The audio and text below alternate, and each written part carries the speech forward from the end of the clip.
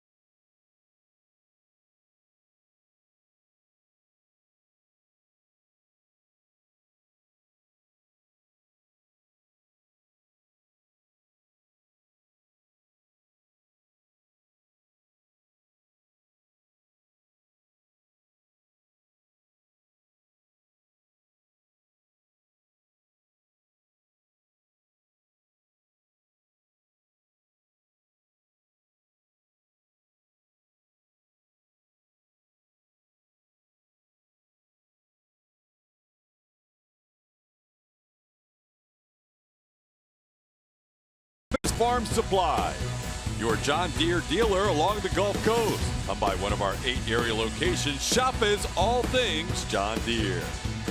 And by Southwest. Yes to low fares with nothing to hide. That's transparency.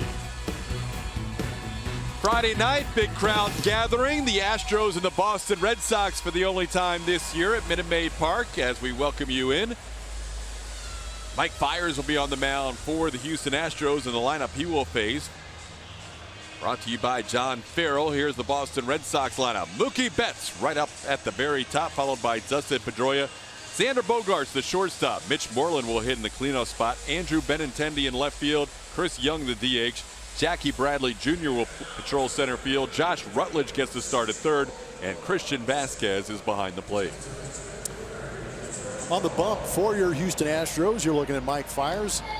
He is the only original part of that rotation, still in the rotation for the Houston Astros. He's pitched well in his last 3 games, qualifying for the win every time. He didn't give up a home run in any 3 of those games, which is a good sign. He's second in the American League as far as 18 home runs are allowed.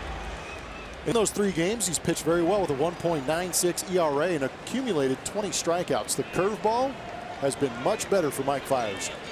Well, it seems like with the curveball improving, that's why he's had so much success, especially not allowing the home run. I completely agree, and rumor has it he talked to Lance McCullers about that breaking ball, and it's proven to be effective the last 3 games. First pitch is a strike with a fastball, says DJ Rayburn, the home plate umpire. Well, this will be a fun series. The Boston Red Sox, many feel coming into this season amongst the top teams in the American League. Same thing for the Houston Astros.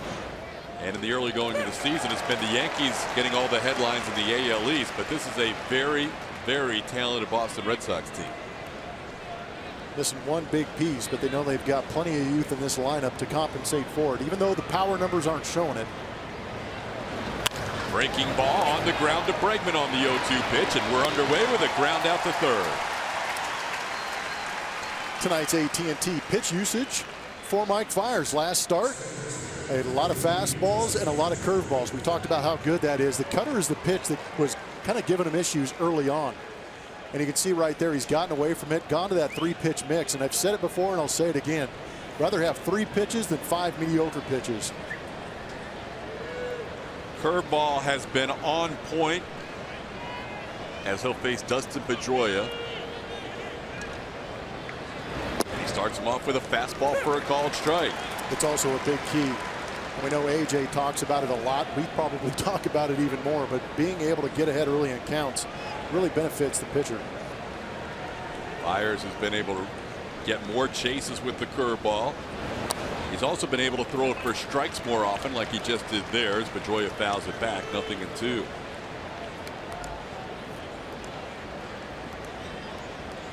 More strikes, more percentage of his strikeouts, and more chase. The curveball has done everything he could have hoped for. And the changeup's also been a big pitch, as we showed in that breakdown of the last start.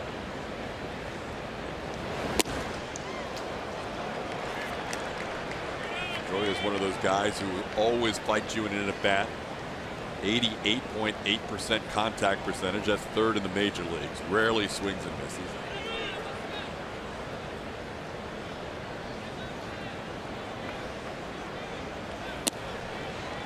And it's 2-2. Astros have won all 4 of Mike Fiers' last 4 starts, and he's won the last 3 himself. Overall, the team is 8-4 in Fiers' 12 starts.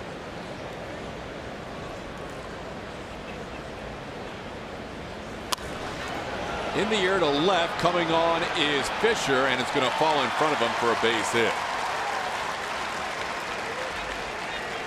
Pedroia, 1-out base runner. Actually made a very good pitch. We'll see it on our strike zone, brought to you by MD Anderson on the replay. There's a fastball. Well, it was a changeup. Pulled the string on him, tied him up, but just enough. And again, at Minute Maid Park, the left fielder will play a little bit closer to that gap.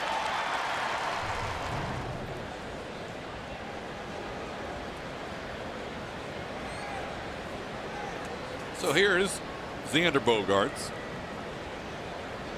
Like Mookie Betts, very patient, rarely swings at the first pitch.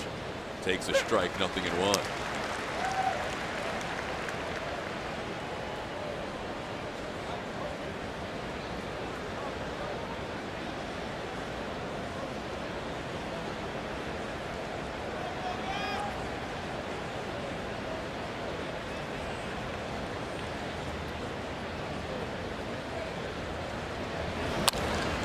On the ground, just foul past Yuli Gurriel. And Fiers ahead, no balls and 2 strikes. See Pedroia heading back to first base. He's a guy that used to steal about 20 bags a year. Last few years has not run as much. 6-2 and 7 steals his last 3 years.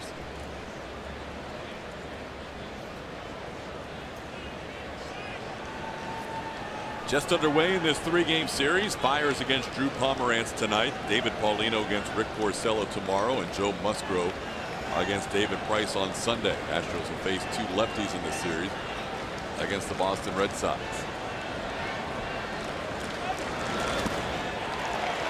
At the plate, it's a swing and a miss. Xander Bogaerts goes down swinging. McCann made sure he corralled that pitch. 3-pitch strikeout of Bogaerts. On the breaking ball. Good one down. That's that nice sharp one that Eyars throws incredibly hard. And here you get a good look at it on a Mattress Firm Supermo down. But you get a good hitter like Bogaerts to swing over the top of your breaking ball like that. It's good deception and good movement.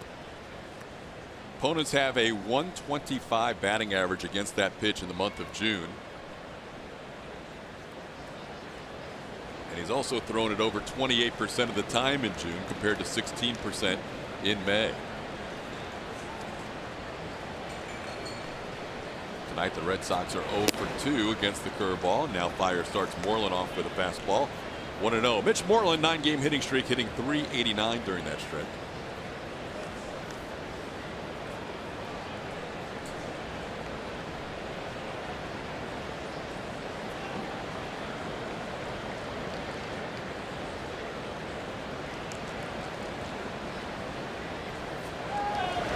Pedroia on the move. McCann with the throw. Pedroia safe. Just the second steal of the year for Dustin Pedroia, and he gets into scoring position. You would expect teams that come in and play against the Houston Astros, if they have a base stealer, he is going to run. Astros catchers only catching base runners 17% of the time. See Correa putting that tag on and holding the tag on. A.J. Hinch has come out of the dugout. And he's going to have him look at this. Well, Pedroia was initially safe, Blummer, but did he at some point lose the bag with his hand before his foot picked up the bag? That seems to be the question these days, especially since the replay review has been instituted. The hand is on, the tag is late, but Carlos Correa turning into the salty veteran. Does he keep the tag on him? The left knee is on for Pedroia. But then it goes. Toe. He's okay. Huh. Interesting challenge this early in the game. By that angle, it looked like he maintained contact throughout the tag. I completely agree. Showing it on the big board now. Pedroia is out there watching, along with Altuve and Correa.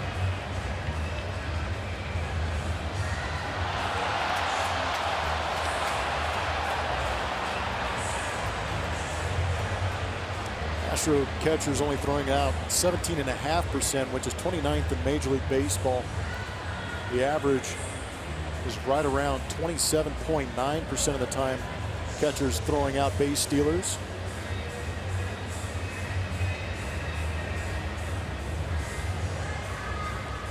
So the crew chief, Sam Holbrook, along with Greg Gibson over there, listening in as New York makes sure they look at every angle possible.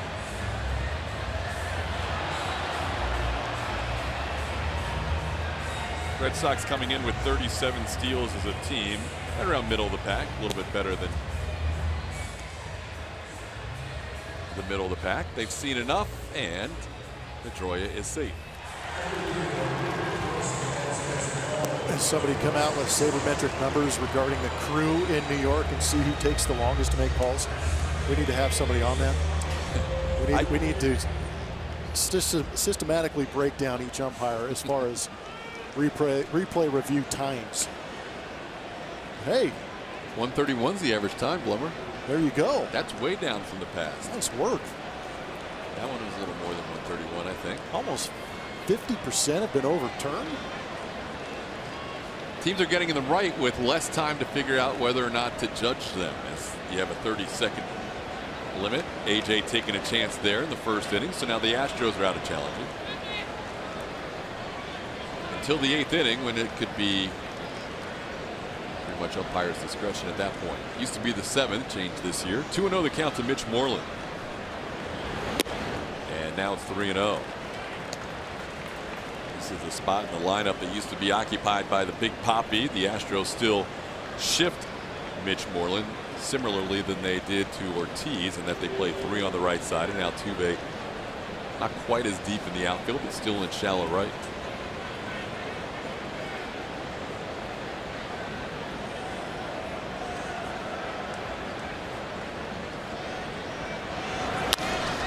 3-0 green light. It was a line drive, but right at Carlos Correa in the shift. Nice pick on the short hop, and the Astros are through the first.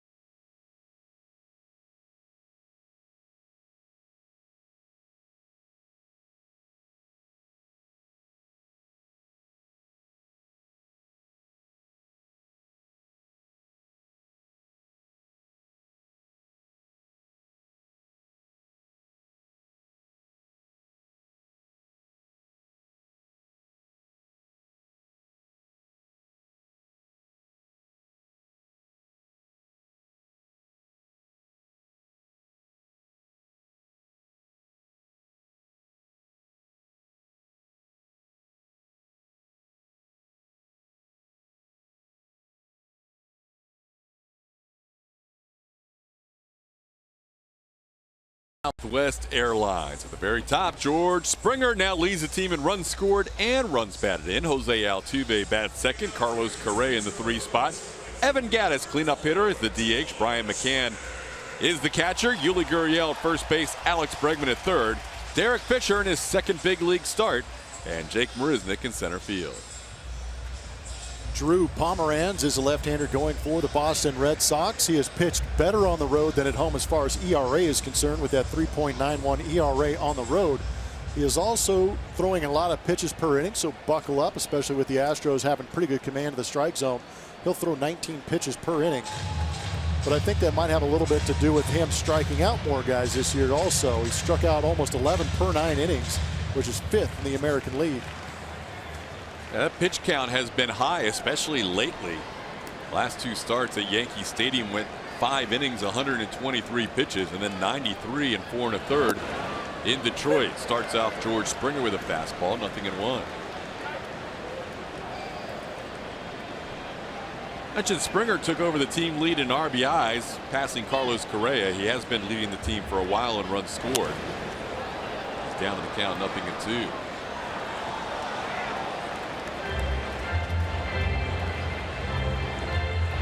Pomeranz is mostly fastball, curveball guy. Getting hit around a little bit on the curveball for a high average. The home runs have come primarily against the fastball this year. George leads the major leagues with 7 leadoff home runs.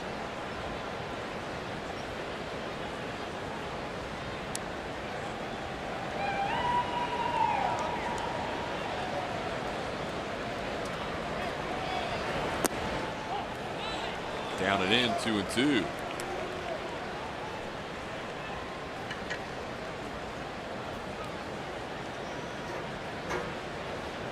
Pomeranz last year started the year in San Diego, off to a great start with the Padres.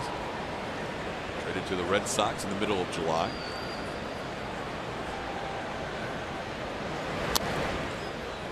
He has bounced back and forth between the National League and the American League.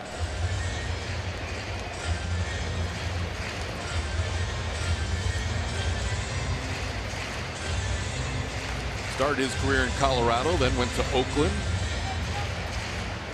San Diego, and Boston. Last time he faced the Astros was as an Oakland A.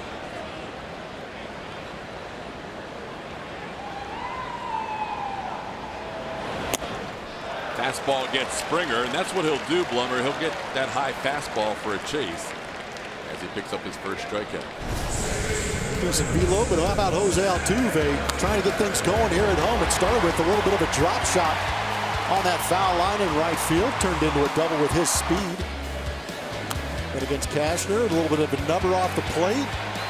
Obviously, the wheels beat it out for Jose Altuve. 2 hits on that. And then he started to turn that around.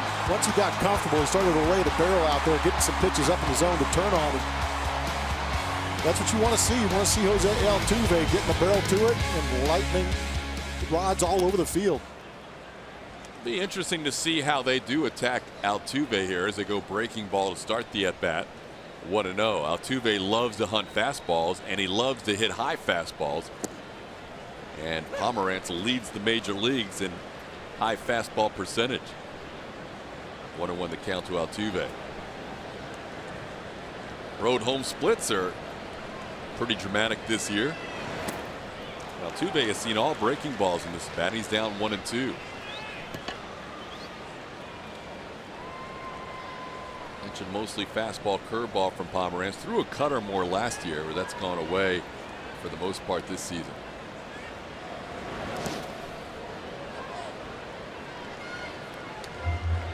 Well, early on, we've seen Drew Pomerantz work in the inside corner to George Springer and Jose Altuve, both with the breaking ball and the fastball.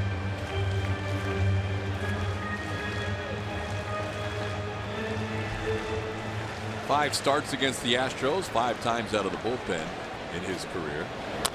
And another breaking ball to Altuve. With his speed, this could be trouble. Pomerantz with a quick throw, safe.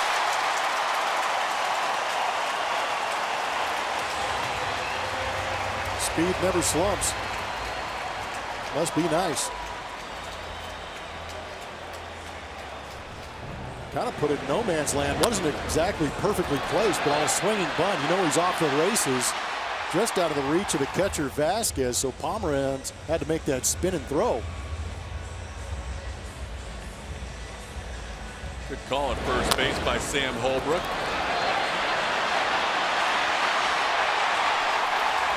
It's a tough call.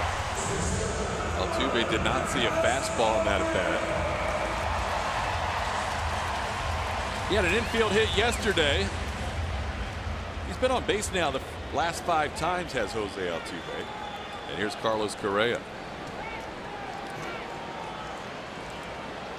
Correa coming in with a 4-game hitting streak.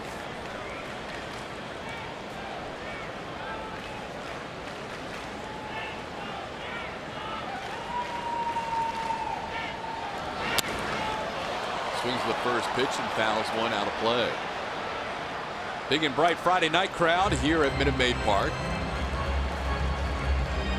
It's also a special telecast for us. Glad he could be part of our Astros Foundation charity game.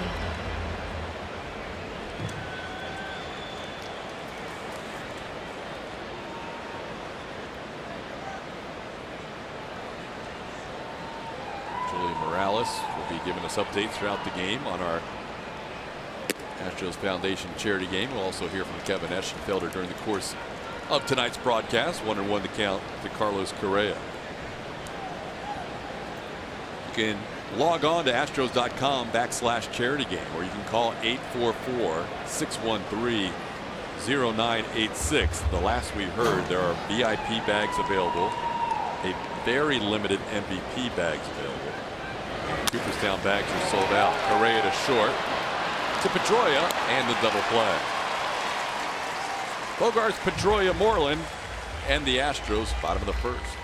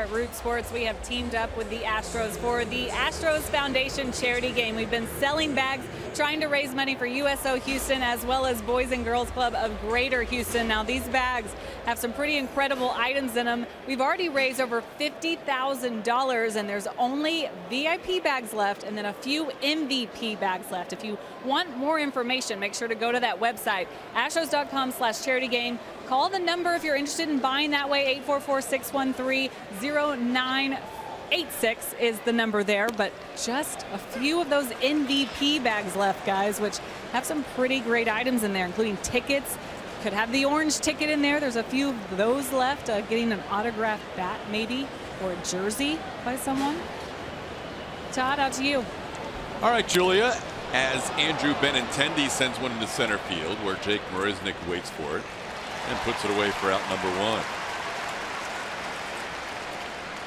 MVP bag is a $500 bag. You get a voucher for 4 tickets. You get the Astros cap and a custom t-shirt, and you are guaranteed to get a ball from one of those following 6 legends in Astros history.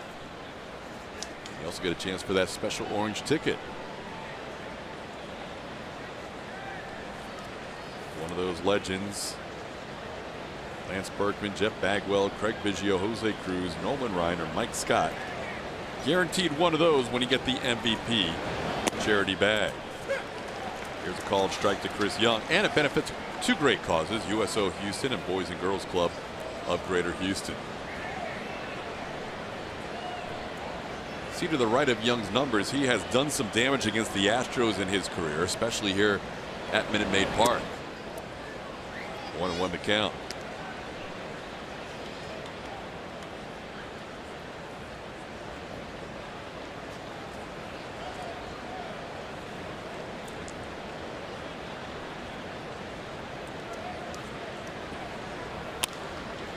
Popped in the air, shallow center. In fact, the infielders are back for it. Carlos Correa calls off his buddy Altuve. Jose's not happy about that. 2 outs. Now, that doesn't happen too often.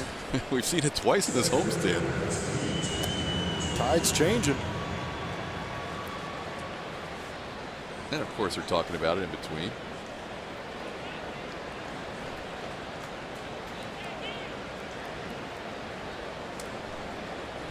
Still talking about it. 2 outs, 2 outs, nobody on. Here's Jackie Bradley Jr.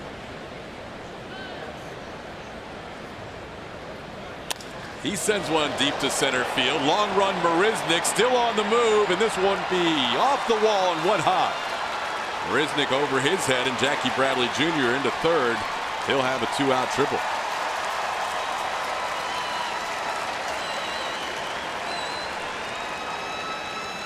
Very aggressive from Jackie Bradley Jr. Not wanting to get to the off speed, but an elevated fastball. That's when Fiers falls into problems, is when he has the fastball elevated. Jake Marisnick gave it a pretty good run, but he's playing Jackie Bradley to pull a little bit, so that opposite field gap is wide open. Good job by the rookie Derek Fisher going over there to back up.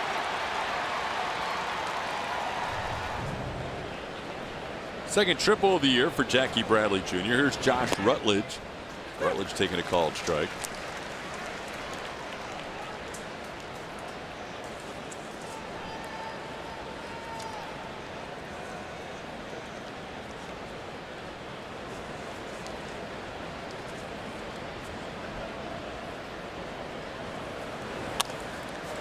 Up the middle, speared by Altuve on 1 hop, out at first base.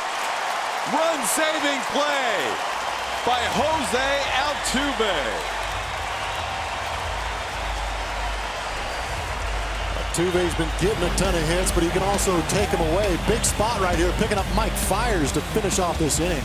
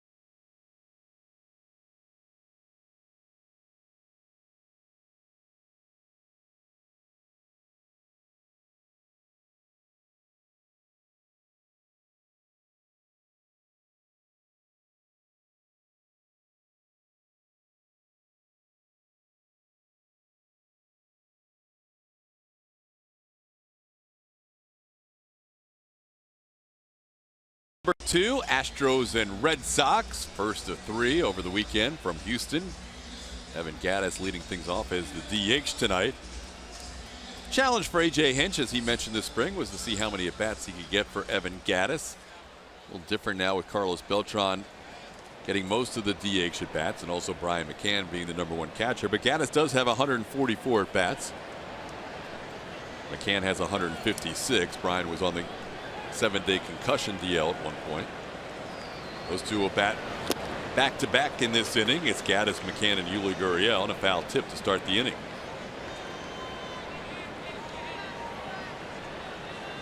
Pomerantz, like Mike Fiers, making his 13th start of the season. There's that high fastball. Gattis pops it foul behind the plate, 0-2.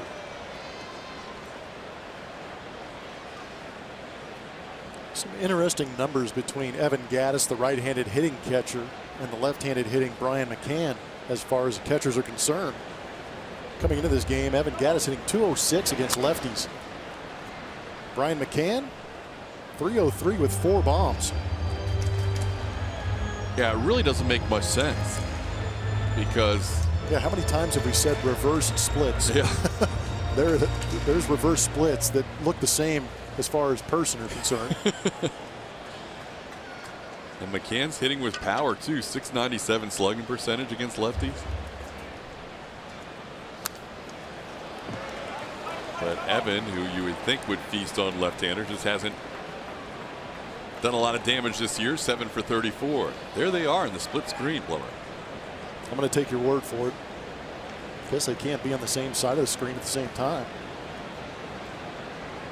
Mirror images, literally, righty and lefty.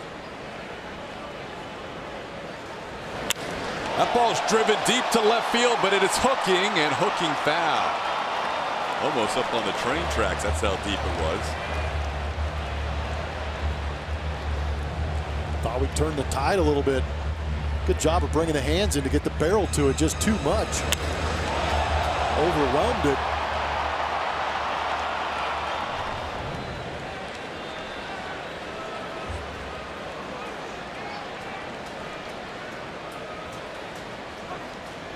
Gattis asked for time.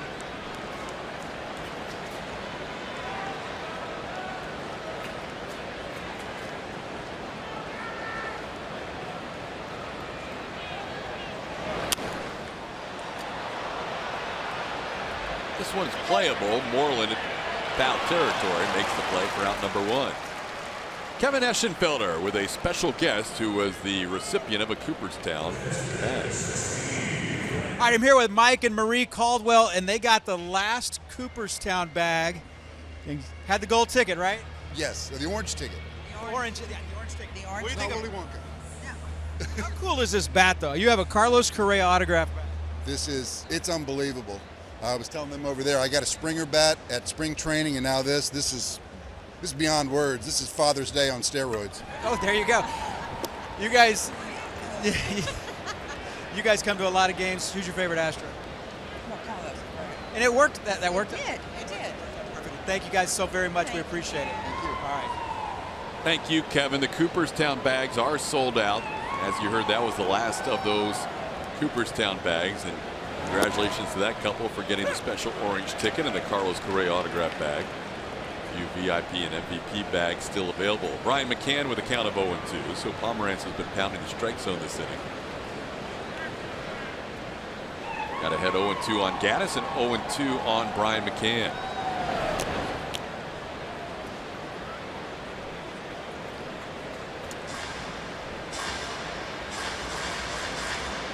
Behind in the count, it's been a struggle this year for Brian McCann. 0-61 behind in the count. The guy he's standing next to, Christian Vasquez, has the best batting average in Major League Baseball down in the count, 343. So opposing approaches for the two catchers. He stays alive here, but chops one towards the left side where everybody shifted to the right except for the shortstop Xander Bogaerts, and there's 2 outs.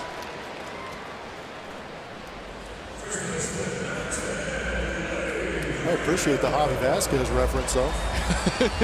Ex-teammate with the Montreal Expos. Yes, he was. see him. I saw him last All-Star break down in San Diego. Still doing well. Put in a lot of good years. Yeah, he did. Spent a lot of time with the New York Yankees. Here's Yuli Gurriel, 2 outs and the base is empty. Takes a curveball for a ball, 1-0.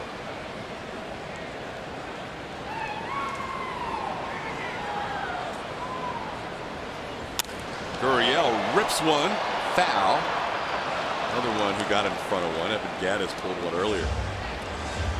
I know those center field areas are always packed on a normal game, but it seems like Friday nights, that is where everybody swarms. Just watch those games in those viewing areas in center field. Gurriel on the left, Benintendi on the track and makes the play. Nice little jump in front of the wall. That'll do it for the Astros. 1-2-3 in the second.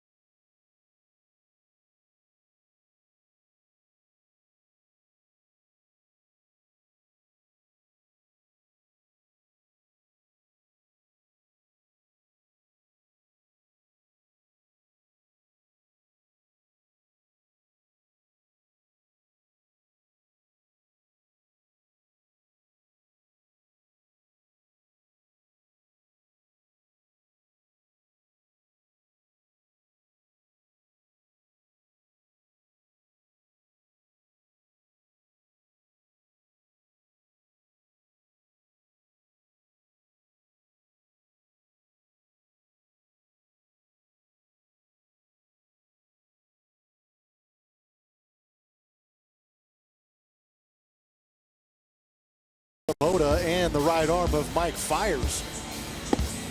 Previous 2 starts, see him there against the Kansas City Royals. That's when the breaking ball came into effect and did a very good job, and then he used it again against Los Angeles Angels of Anaheim. 8 punch-outs Saturday against the Angels. He's done a very good job of getting ahead with the fastball, eliminated the cutter, and had 3 very good pitches between the fastball, curveball, and changeup. That confidence has been rising every start those last 3. He was briefly taken out of the rotation for really less than 24 hours as Christian Vasquez leads off for the Red Sox. It'll be the 9-hitter, then back to the top of the order for John Farrell and the Boston Red Sox. And there's a fastball for a strike. First time. Oh, I'm sorry. And being better with those 3 pitches, he's also been more efficient getting deeper into games, which has been a bonus considering what's been going on with this rotation and the bullpen. And there's really not one guy you can hang your hat on and say, we know start after start he's going to be able to give us 6 or 7 innings. But Mike Fiers trying to become that guy in the absence of Dallas Keuchel and Lance McCullers Jr. and Charlie Morton. Hopefully down the road, Colin McHugh, who we haven't seen this year. But Fiers has gone at least 6 innings in 3 of his last 5 starts. Last start, 7 1/3, 2-hit, 1 unearned run baseball against the Angels. On the ground foul.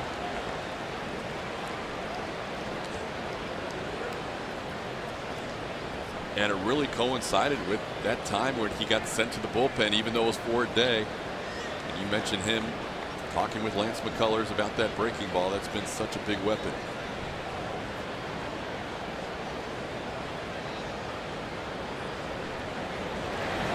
That is a strike on the corner. Vasquez frozen.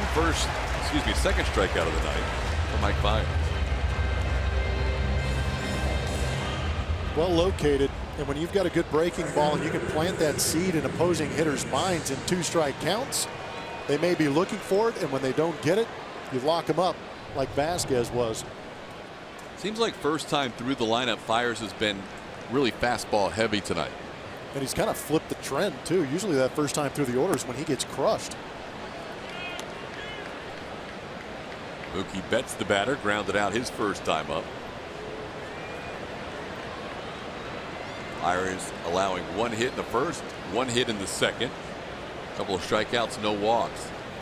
Helped by a great play to end the second inning by second baseman Jose Altuve.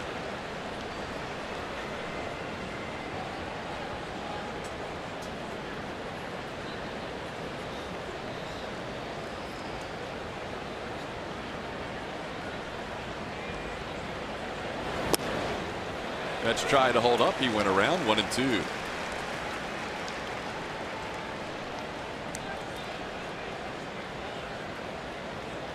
In terms of guys that are tough to strike out, you're not going to find a better 1-2 combination than Betts and Pedroia at the top. Even when they get down in the count, they will battle.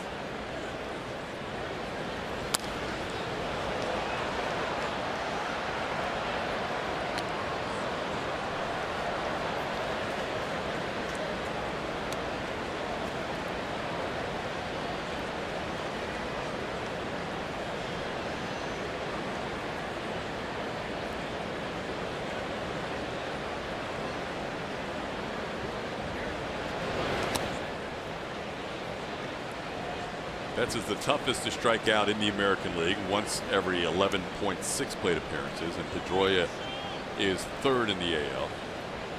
Andrelton Simmons is second, so 2 of the top 3 hardest to strike out hitters at the top of the Boston lineup.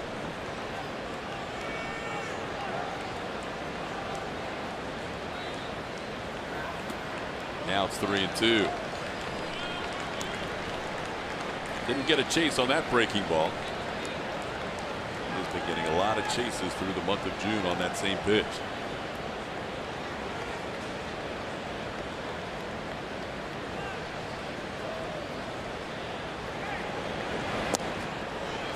Inside ball 4. Mookie Betts draws a 1-out walk. Come early to Sunday night's game for the Astros pregame party presented by Budweiser. The party takes place at the Budweiser Brew House in center field from 5 to 6:30 and includes food, music, games, prizes, and special visits by the Shooting Stars. Get tickets by visiting astros.com/tickets or calling 1-877-9-ASTROS.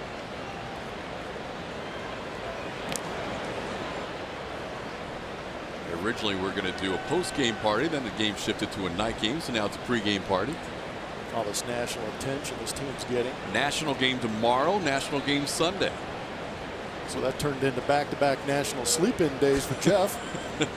And why not? I mean, these two teams won't face each other until the final series of the season. And many believe these two teams will end up playing October baseball. Long way to go. But right now, you'd have to say that Boston and Houston would be 2 of your favorites in the American League to get to the playoffs. As of this moment, for sure. The Yankees certainly would be the other top contender.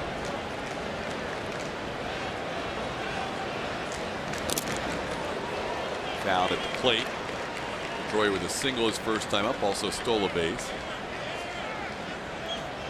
Astros play the Red Sox in a 4-game series September 28th, 29th, 30th, and October 1st. So they do know they will be playing each other in October baseball. But whether it's the real October baseball or not, we'll find out.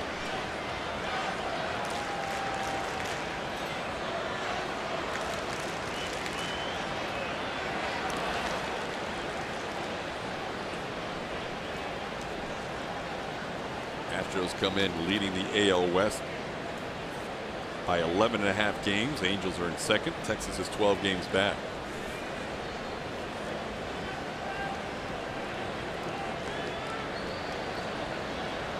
Betts has been watched at first. He leads the team with 11 steals. Popped high in the air, foul. It's going to drift out of play. McCann gives it a look.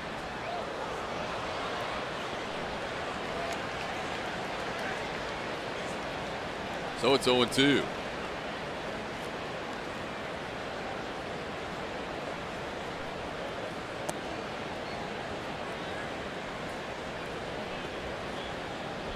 There's that contact percentage, third best in the major leagues.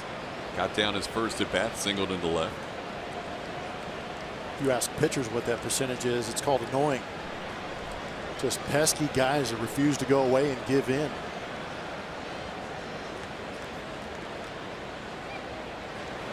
We mentioned the top two in their lineup are the toughest to strike out. The guy that's third, who's on deck, has the best batting average with 2 strikes.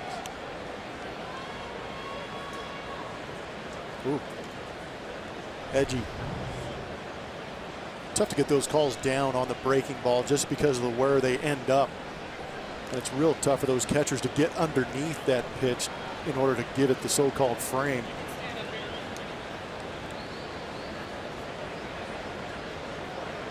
Does that make him a firefighter? Because he's cheering for Mike Fiers to fight in this game? No? Stretching? Misses. It's 3-2. It's 2-2. I'll be here all week except for the next 2 days. Got to get them all out now. Got to get them all for this series out in one night. I may have peaked too early. So another battle here for Fiers. He only needed 8 pitches last inning, but he's up to 15 pitches so far in the third. There goes the runner. Line drive base hit, perfectly placed by Pedroia. The Red Sox have runners on first and third.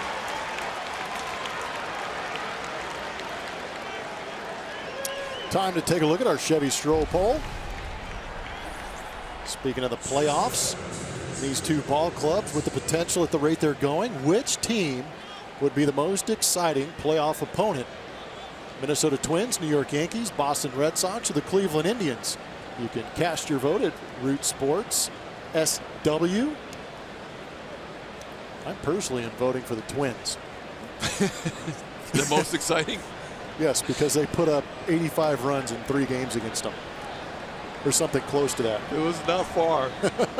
Against the bullpen, 28 runs in 9 innings. Yeah, Minnesota is still hanging in there. To the surprise of many, but they have played good baseball so far for Paul Molitor in 2017. Yeah, in the head-to-head matchup, even though the Twins are ahead of Cleveland, and by the way, Cleveland currently would be the wild card team. That's why they're in there. They're 1 game over 500. Just like the Tampa Bay Rays are all right in the mix. Everybody seemingly within a game or 2 of 500 in that wild card chase. 0-2 on Bogarts. But yes, in the head-to-head matchups, even though Minnesota's leading Cleveland by 2 games, the Astros would much rather see the Twins than the Indians. I mean, I know Major League Baseball would be rooting for the New York Yankee matchup just because of the market, but also the matchup of 2 young teams.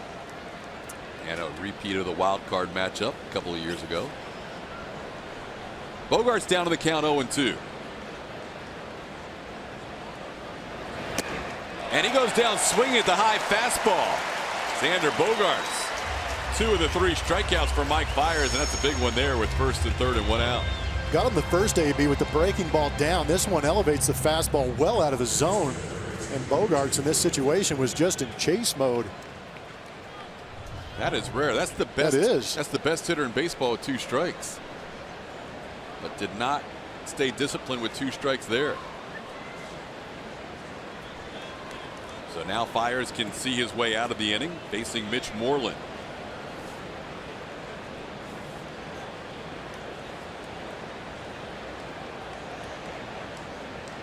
Red Sox have had a runner in scoring position all 3 innings. Well, what we've seen out of Mike Fiers, even early in the year when he was struggling, is the ability to pitch well with runners in scoring position. Even when all his other numbers were tough to swallow, and especially the home run allowed number, it was the runners in scoring position batting average that kept him in games. So true, and he had a lot of opportunities. He pitched through a lot of traffic early on in the season.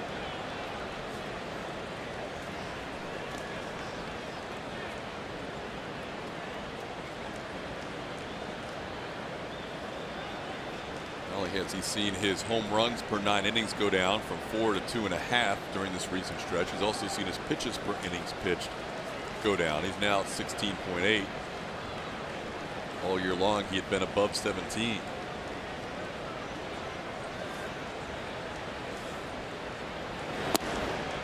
That's a strike, 1-1.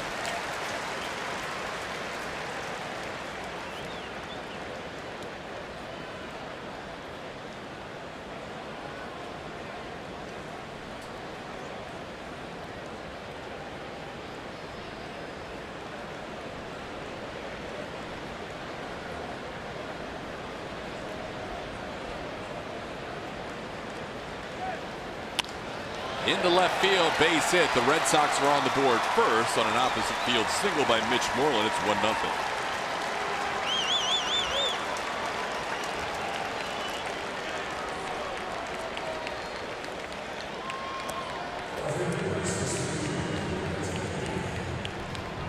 Good piece of hitting, not trying to do too much. And again, it's about location for Mike Fiers. He was trying to get in the inside corner on the left-handed hitter. That's how he got that first strike called, but this one left up out over the plate, and Mitch Moreland takes advantage of it.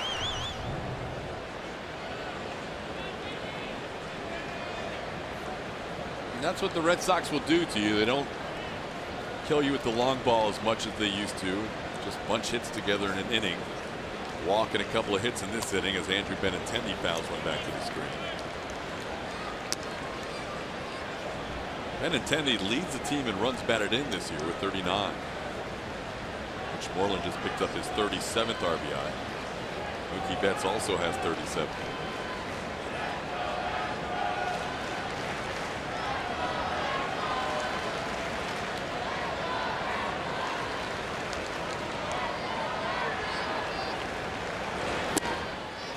Fiers ahead 0-2. Next closest team other than the Red Sox with fewest home runs in the AL is Seattle with 70. Boston with 63 as a team.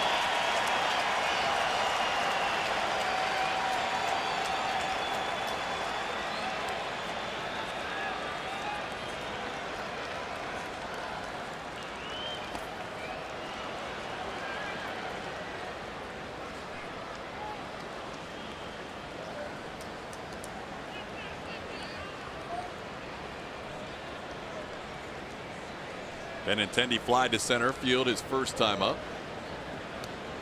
He is chasing George Springer's number with 2 outs and runners in scoring position. Springer at 538. Benintendi 5th in the major leagues in that category.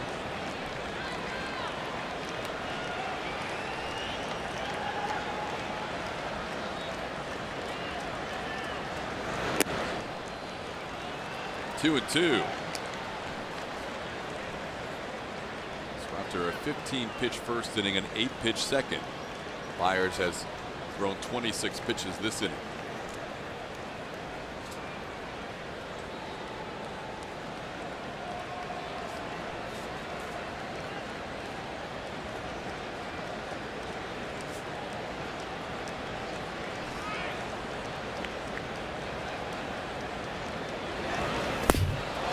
This went all the way to the backstop.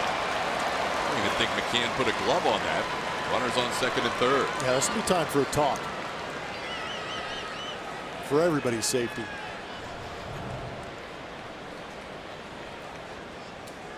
I'm going down, you're going up.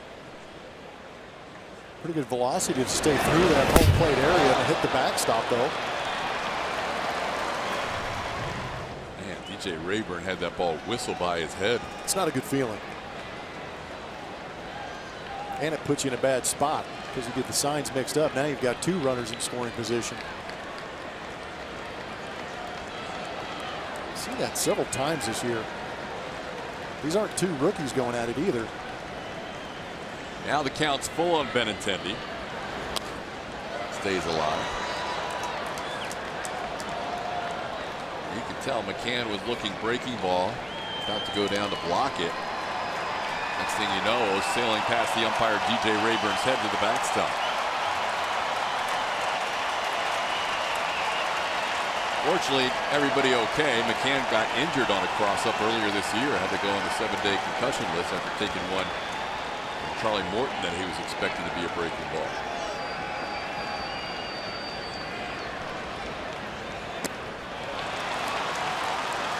High and away, ball 4. That's 2 walks from the inning.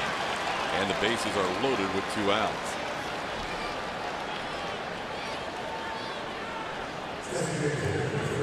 This isn't exactly an ideal position for Mike Fiers to be in. Number 1, the bases are loaded. Number 2, you've got a guy at home plate who has crushed the Houston Astros in the past. Bel Air High School graduate Chris Young. Brent Strom out to talk to Mike Fiers. In his career, Chris Young has hit .320 with 14 home runs. Here at Minute Maid Park, a meager .386 with 10 bombs. He likes the home cooking here. Absolutely. Also, he is part of the RBI program here while growing up in Houston. We'll see another product of the reviving baseball in the inner city program reach the major league. So Chris has been around for a while. Started his career with Arizona, then Oakland, Mets, Yankees, and Boston.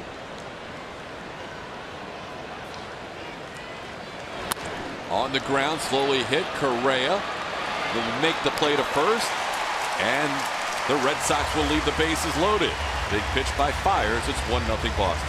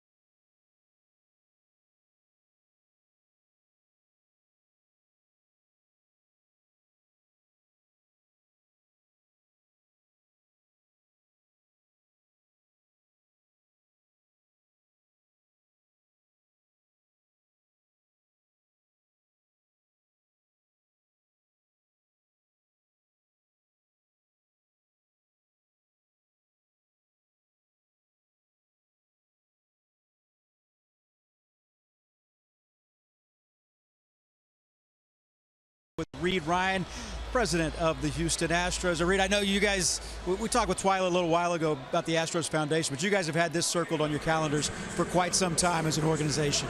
Yeah, I mean, the Root Charity Game is just an awesome example of the network and the team partnering up together to help 2 great charities in the USO and Boys and Girls Clubs. We've gotten all the players involved. We have alumni involved, some of our Hall of Famers, and so it's a fun day today. The Cooperstown bags, they did not last very long.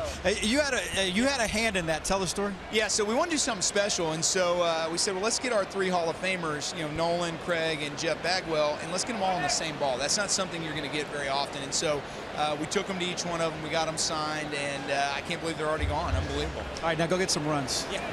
All right, Reed Ryan visiting with us. TK, back to you. All right, guys, thank you. But that is not a shock that those balls, even though they're the highest price item, went so quickly. That's a pretty special bag. No, that is very special. Anytime you can get 1 Hall of Famer on a baseball, you're doing good. You get 3 from the same organization that you cheer for, even better. Yeah, the Cooperstown bags sold out quickly today. We are still available for VIP bags. 1-1 the count to Alex Bregman. Bregman sends one to left field. Benintendi doesn't move very far. And there's 1 out. Still a few MVP bags as well available. A reminder as you enjoy a cold one to look forward to Miller Time later in tonight's game, brought to you by Miller Lite. I think that Mr. Fisher, father of Derek Fisher, may have had one. He said he was going to enjoy a cold one after watching his son go deep in that big league debut. Yeah, Jim was having a good time along with all the family that was here watching Derek Fisher in his debut. 37th overall pick by the Astros in 2014. Saw the 4 as the ranked prospect list. I would say if they had to do a mid-season adjustment to that, he might be a little higher up on that list. Yeah. He has had a monster season at AAA. Fisher with the Fresno Grizzlies batting .335 with 16 home runs and 45 runs batted in and OPS over 1,000. He had reached in 24 straight before he was called up. Made his debut here in the game on Wednesday. Picked up 2 walks, 2 hits, 2 runs, and 2 RBIs.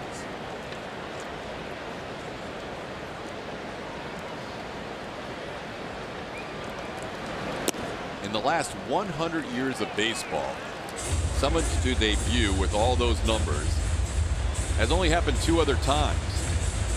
Jay Bruce did it, and back in the early 1960s with the Colt 45s, John Pechoric did it. 2-1 is up high, so Derek Fisher only 1 of 3.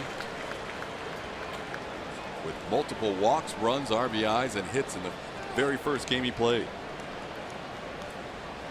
That's impressive. John Pechoric, the older brother of Tom Pechoric. There's always got to be the other. The other brother. Played 1 game as a Colt 45, got hurt after that very first game, and that was it. Man, that was a quick start, but a 1-game MLB career. A Fisher with a 3-2 count. One thing we saw with him in the first game is he really seems to have a good command of the strike zone. That was a breaking ball that fooled him a little bit. That's a tough pitch for anybody, whether it's your second major league game or your 2000. I agree with you, but how about the faith A.J. Hinch has putting him in the ball game against a big league left-hander? Gives you an idea of how he feels about him. Borderline at the top. But a lot of times when you first show up on the scene, you're going to get a little bit of a exaggerated strike zone, but a good AB nonetheless for Derek Fisher. Second strikeout for Pomerantz. He has every right to not be happy about it, though.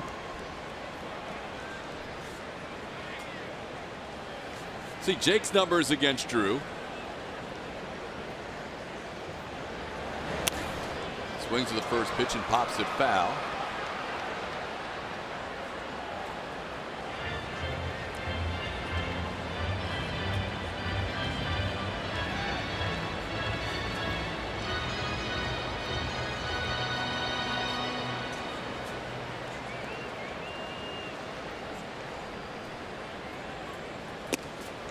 One and one.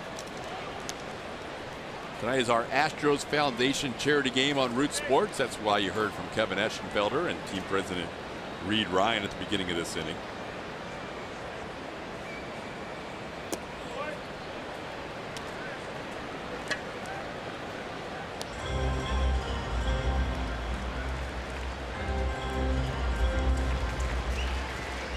Some of the items tonight available. Go to astros.com/charity game. Broken bat.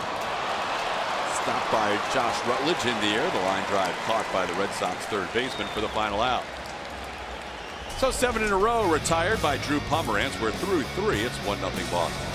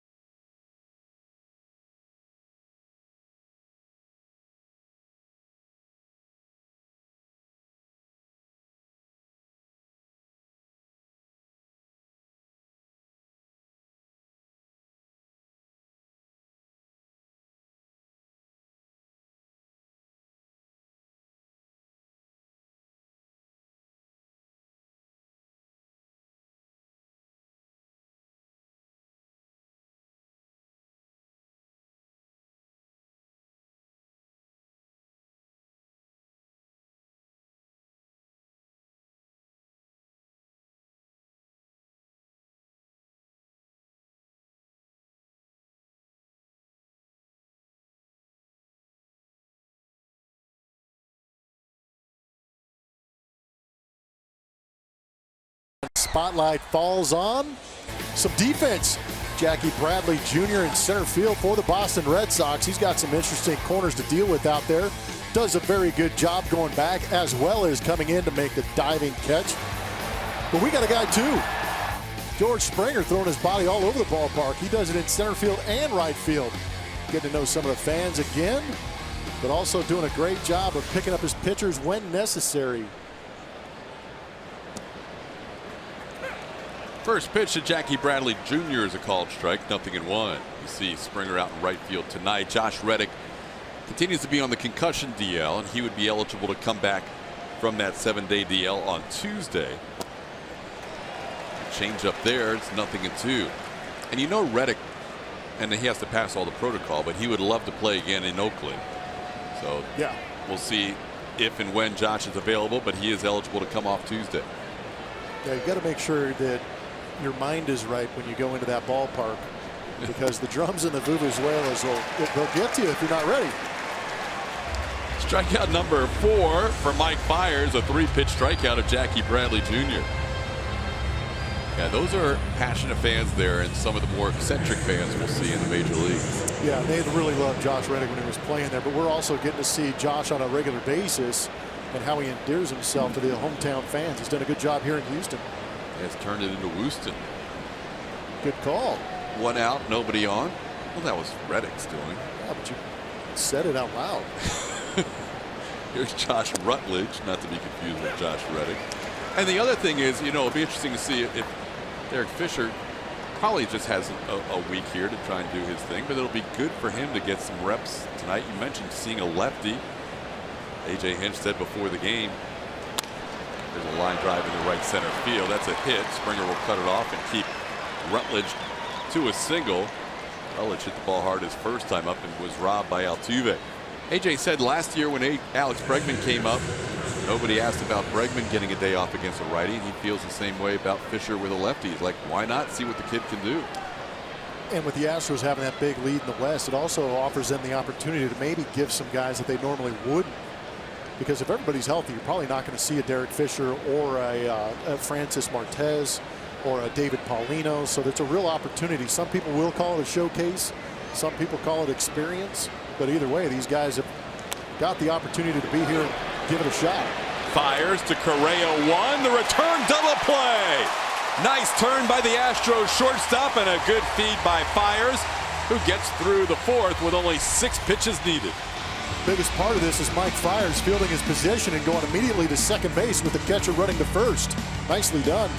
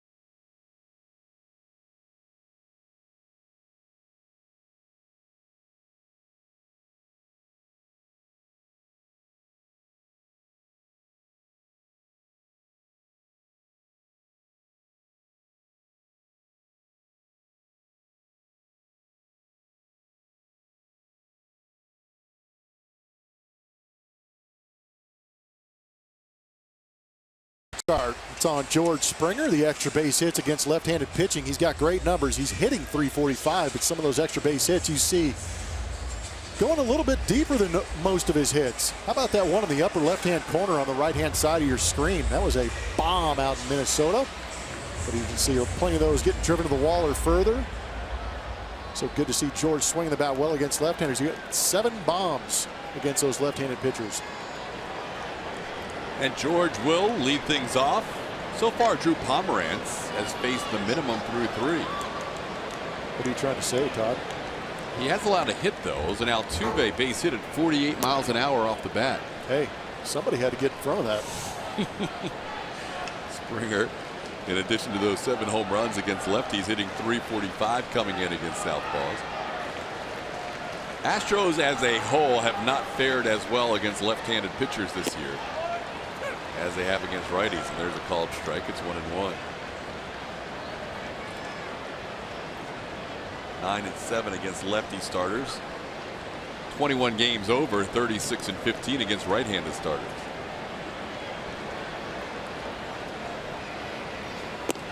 Inside, 2-1.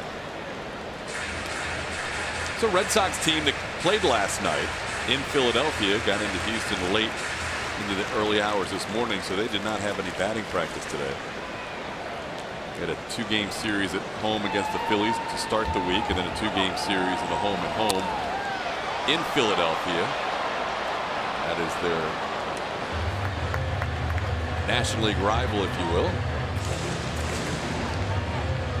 Ooh, some damage. Guys putting up numbers against lefties. That OPS over 1,000 is nice. 10 of his 20 hits against lefties are extra base hits for Springer. Has that OPS up to 1,200. You know what that list screams to me? MVP. Well, George is on pace right now with the lead in RBIs, and he's had the lead in runs scored. He's on pace right now for a 118 runs scored, 104 RBI season. I love those numbers. It's not your standard leadoff guy. Right now, he would be a starter in the All-Star game, according to the fans. You take into account that this guy could be responsible for 200+ runs produced. It's impressive. As a leadoff hitter. As a leadoff hitter. And again, I reference back to Darren Erstad when he led off with the Los Angeles Angels.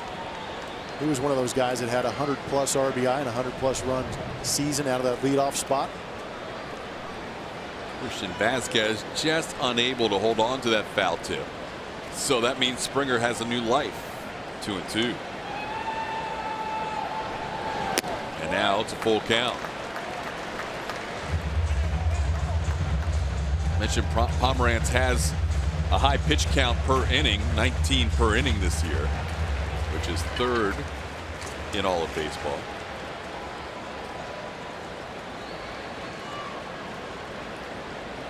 Trevor Bauer of Cleveland is 1st. Kevin Gausman is 2nd of the Orioles. But so far, coming into this inning, he had a pretty solid pitch count of 40 through 3. Springer giving him an extended at bat in this inning. La Piña. And no Piña.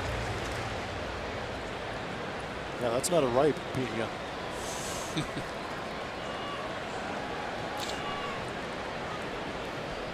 George has seen a lot of pitches in this AB. Just missed that one. It's fouled back. Pitch to hit, maybe a 3-2. Yep.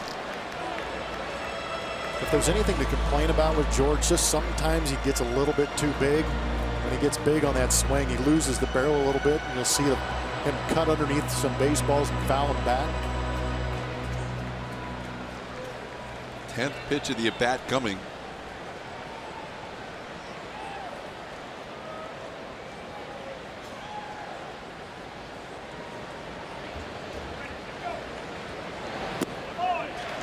And a walk. Great plate appearance by Springer. Draws a walk on 10 pitches.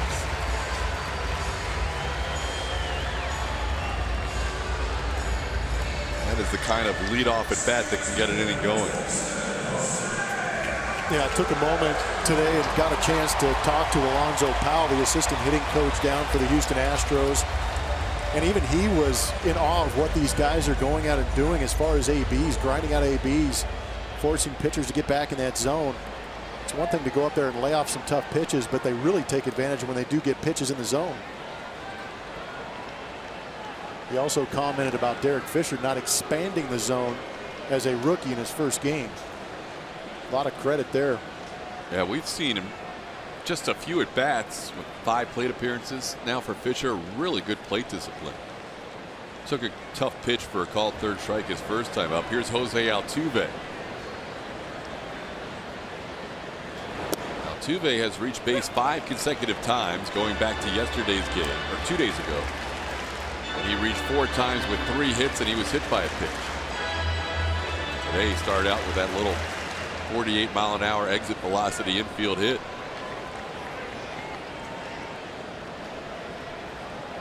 Has that batting average up to 323.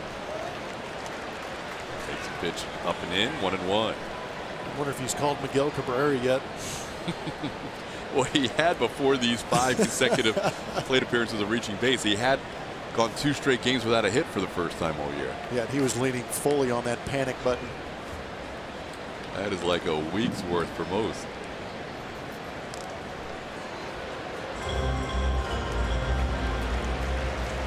Altuve actually reached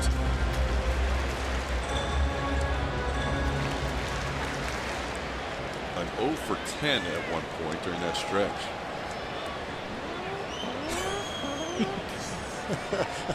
But on base 5 times since then.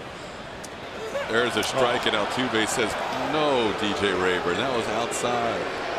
Trying to do a good job of work the count, get it in his favor. Kind of gets one that breaks around the plate. Full deflation.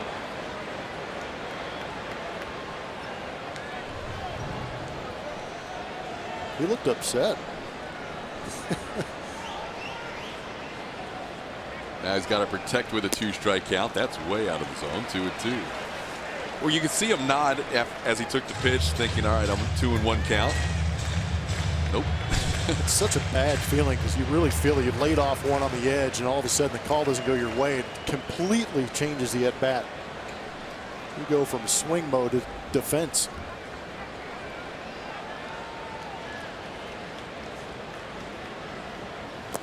Now it's 3-2. How about the composure, too? A lot of guys would freak out, swing and miss, slam their bat, yell at the umpire, but instead Altuve has a good AB and now has himself back in a hitter's count. You mentioned Pomerantz was in good shape with the pitch count, 40-3, but now a 10-pitch at bat to George Springer, and Altuve about to see his 6th pitch.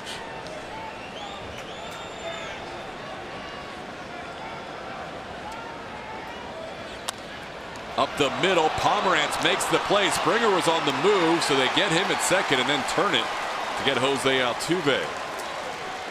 For a while there, the Astros led the league in double plays. They haven't been hitting into as many lately, but they've hit into 2 tonight. And this is where the slide rule really impacts the game.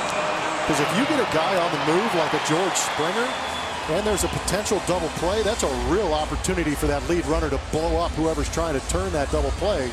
But in this day and age where contact is frowned upon, Pedroia can hold his ground and not worry about George Springer and make a strong throw to first.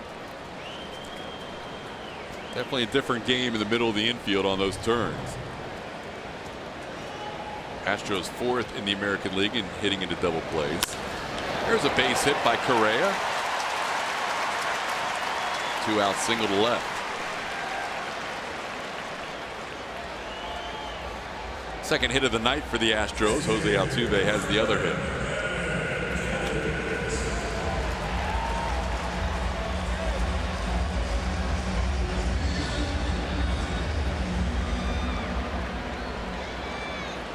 Evan Gattis popped up his first time up, but also hit a loud strike, just fouled down the left field line.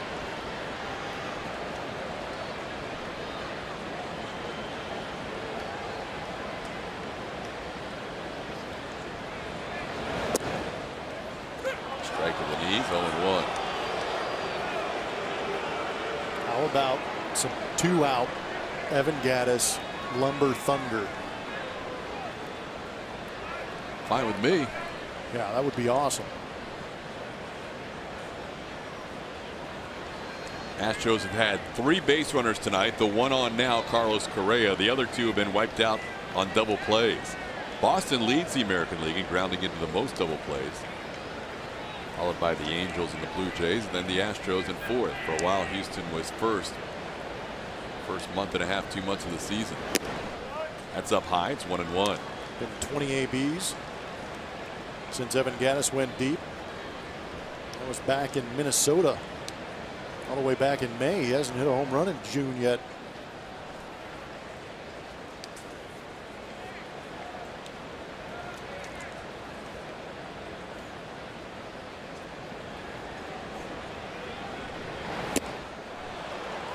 Upstairs, 1-2. It's that high fastball that Pomerantz likes to throw.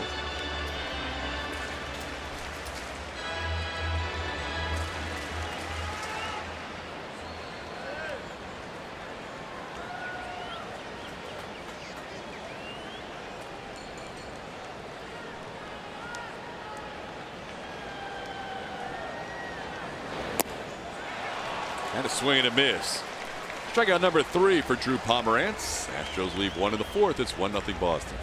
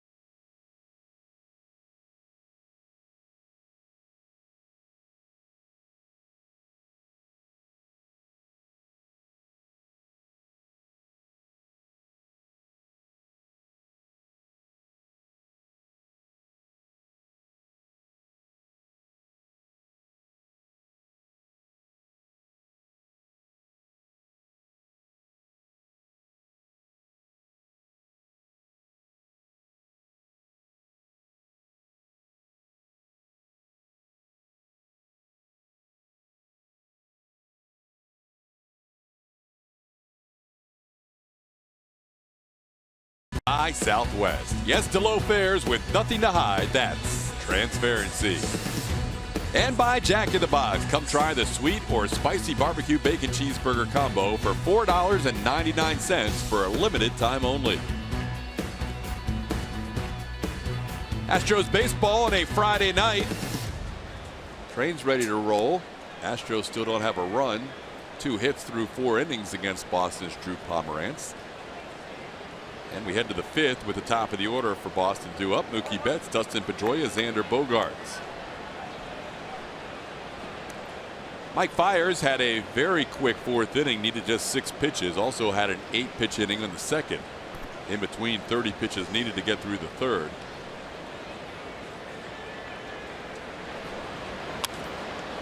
That swings at the first pitch and sends a high lazy fly into left field. Derek Fisher there for out number 1.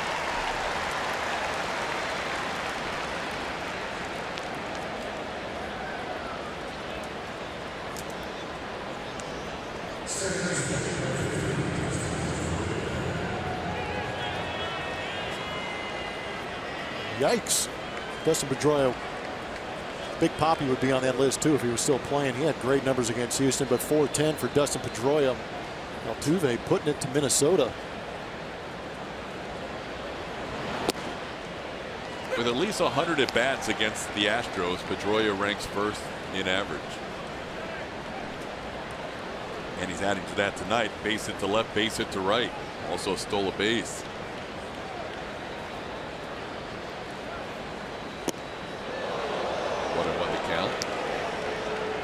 That'll happen occasionally with Pedroia. He dives over the plate, so any pitch that's a little bit up or a little bit in that case both, that sent him flying.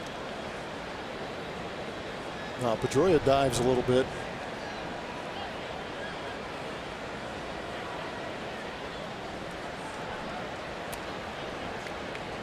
Now it's 2-1.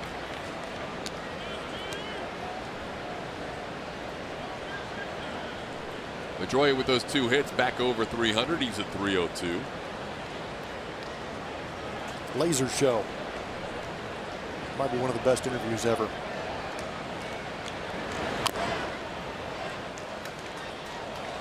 It's one thing Dustin has never lacked, his confidence.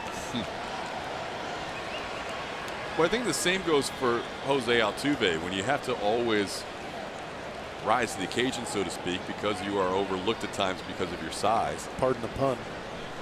Well played, Todd. Thank you. No, but you're right. These guys, I mean, if you just looked at him on the side of the street, you'd be like, ah, he's not a ball player. Or if he is, he's not going to be very good. But these guys are great at the size they are. To his left, Bregman on a couple of hops, and Pedroia retired for the first time tonight. Join the Astros for Father's Day weekend at Minute Maid Park. The weekend presented by Houston Methodist. 10,000 fans will receive an Astros gym bag tomorrow night and Astros socks on Sunday night. Visit astros.com/promotions or call 1-877-9-ASTROS for more info. Don't forget, it is a night game on Sunday with a national broadcast. Tomorrow will be a 7:15 start. Sunday will be a 7:05 start. Here's Xander Bogaerts. Eyars had struck him out both times, 2 of his 4 strikeouts. And just to go back to Pedroia and Altuve, the way they play the game, yes, they're good, but the way they play the game day in, day out is probably what's most impressive too. They're going hard every single day. Plus defenders who do every little thing in the game right. Yep. Stuff that doesn't show up in the box score. They help you win games. You know you're always what you're going to get with those two for sure. A 1 pitch bounces the backstop, 1-1. Astros 2-4 on this homestand so far, losing 2 out of 3 to the Angels. That was their first series loss to a divisional rival this year, and then they followed that up by losing 2 out of 3 to the Rangers, but won last night in big fashion, 13-2. Now it's 1-2 on Bogaerts.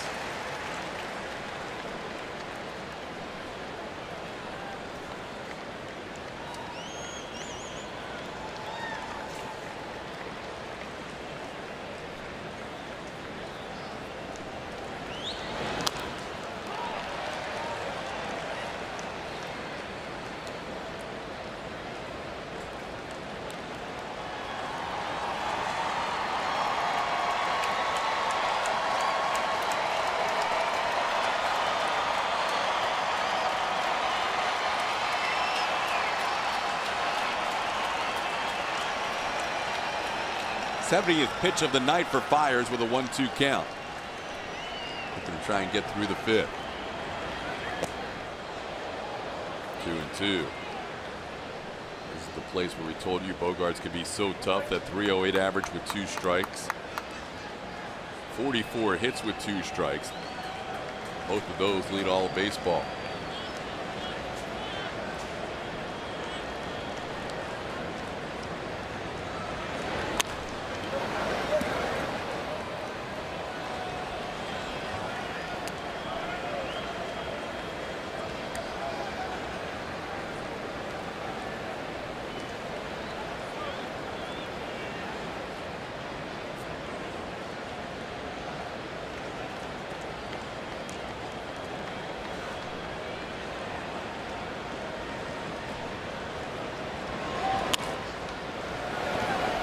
Just foul, stays 2-2.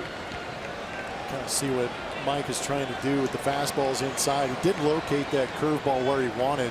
Luckily, Xander got a little bit quick on it and fouled it off down that third base line. But really working the hard stuff on the inside, trying to get that outside corner a little more available with the off speed. It's a good look at it. Staying away from that middle part of the plate.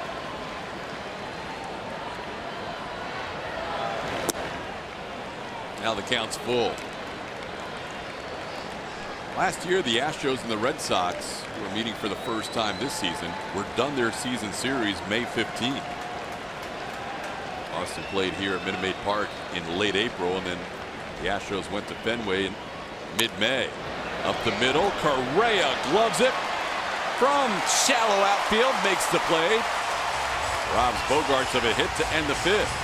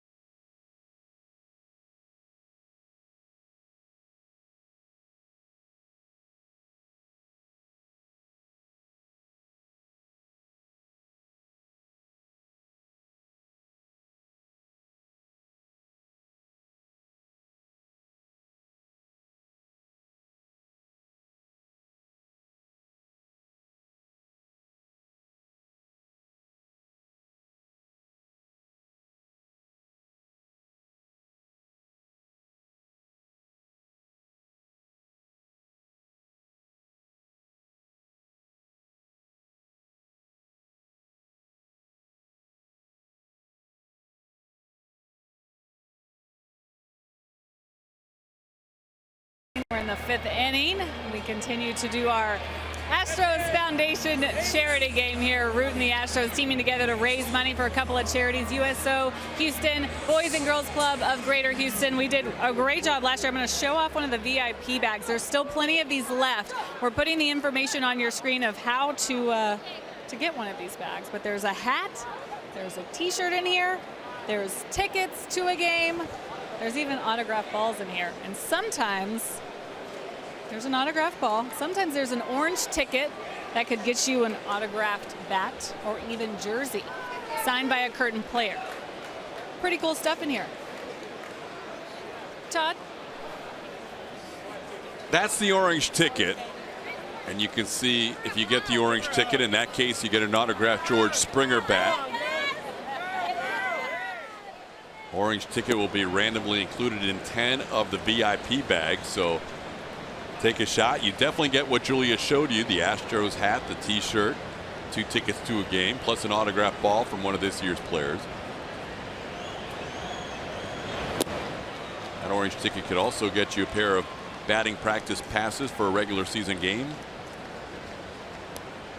4 tickets to the Insperity Club for a regular season game. Possibly a ball signed by Nolan Ryan and Pete Rose. All that. If you get the lucky orange ticket, that's one of the possibilities for those 10 winners. 2-1 pitch to Brian McCann is fouled out of play. So here's the VIP bag. For sure you get the voucher for 2 tickets. Any remaining Monday through Thursday, no New York teams. Astros hat, custom Astros t-shirt. The autographed baseball from one of the current players. And then if you get the orange ticket, all those other goodies come into play. Into left field, and Intendi in front of the track makes the play for out number 1. Pomerantz so far has allowed just the 2 hits to the Astros. Infield single by Jose Altuve and a 2-out single by Carlos Correa. He's walked 1 and struck out 3.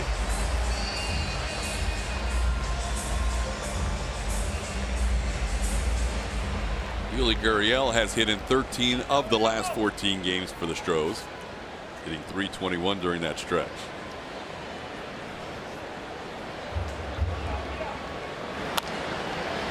Towards third, Rutledge on a short hop makes the play for out number 2. Now it's time for the Unlimited Baseball Break, brought to you by T-Mobile. Top 10 picks in the 2015 draft. Number 2, Alex Bregman. Number 5, Kyle Tucker. There's Benintendi at number 7 behind the first 2 picks of the Houston Astros. Getting some big league time in. One of our viewers was asking earlier when we mentioned Derek Fisher is the number 4 prospect. Who is ahead of him? Well, the number 1 prospect pitched in the last game on Wednesday night, Francis Martes. The number 2 prospect you just saw on that list, Kyle Tucker. The number 3 prospect pitches here tomorrow, David Paulino. And then you have Derek Fisher.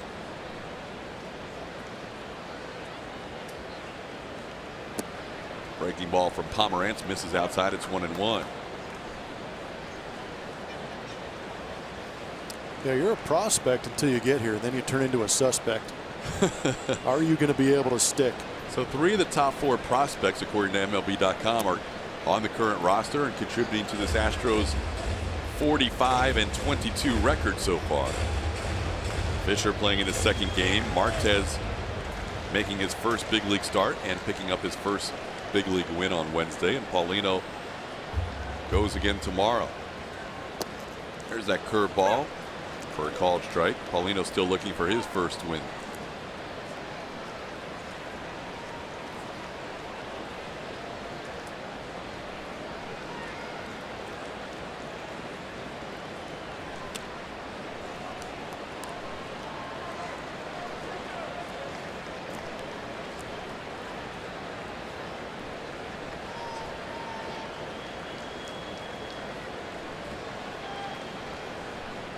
Full count to Alex Bregman with 2 outs in the 5th.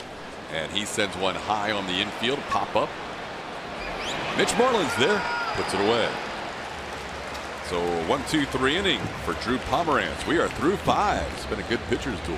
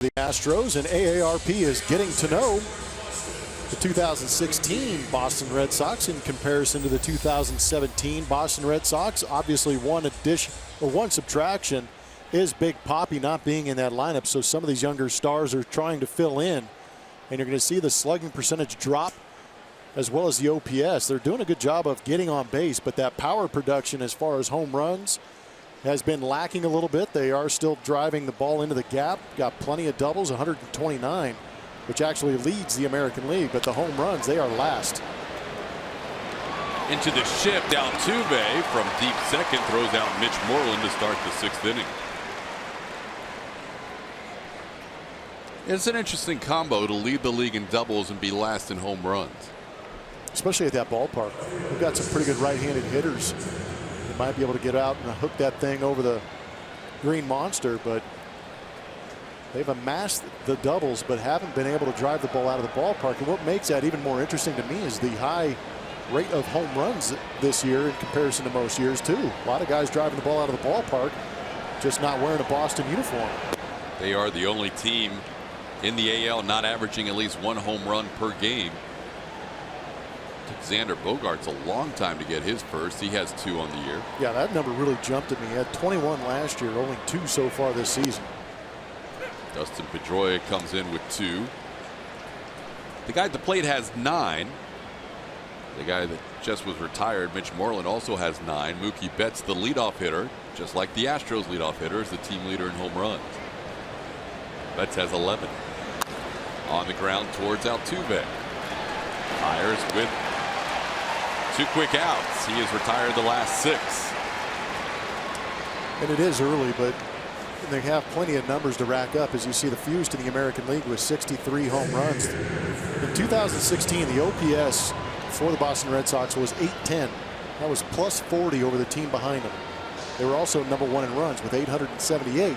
That was a plus 101 over the team in second place. So run production, not to mention a stabilizing and clutch force in Big Papi, has been removed.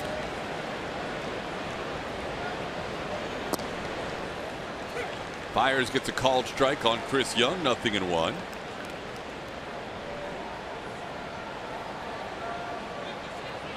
Well, those run totals you mentioned last year, one of the few teams in the last half dozen years to score for a whole season more than 5 runs in a game. It's amazing.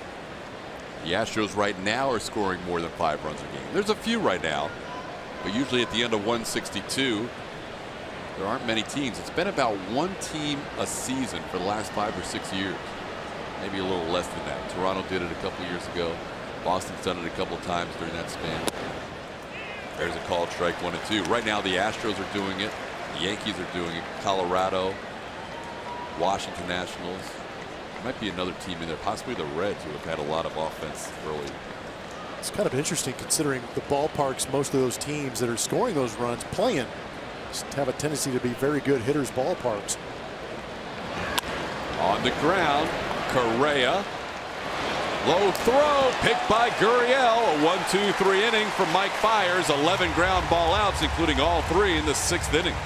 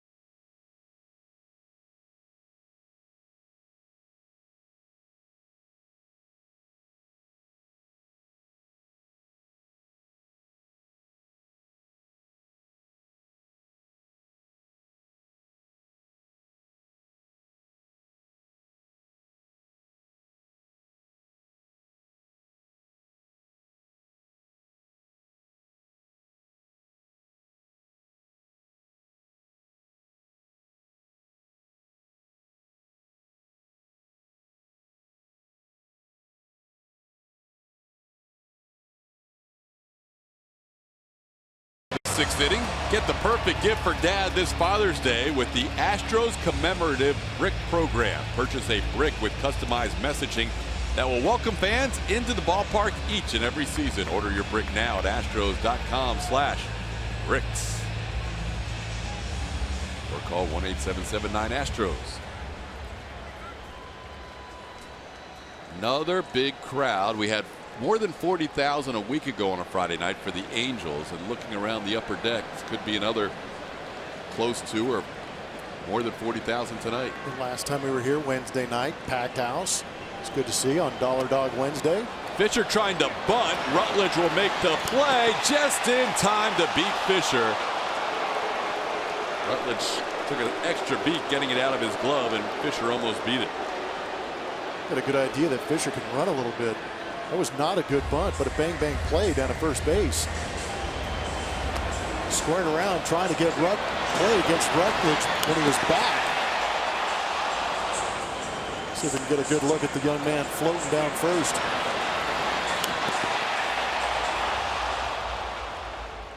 How close was it? Ooh. Extremely close. Jake Marisnick, the batter, takes a pitch outside. Well, Fisher trying to bunt his way on. He's shown us a little bit of everything. Opposite field power. Hit a tough changeup with 2 strikes for an RBI base hit on Wednesday night. That did Robert Ford? That ended up in the Astros radio booth. I think it's split. I think it just destroyed Sparky's computer. Yeah, Sparky's computer may have taken the worst for that. It's all right. He doesn't use it, or at least know how to.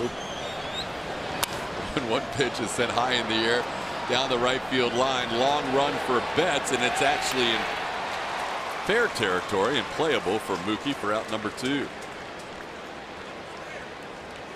They have an outfield that can cover some ground with Bradley Jr. in center and Mookie Betts in right, and Benintendi in left.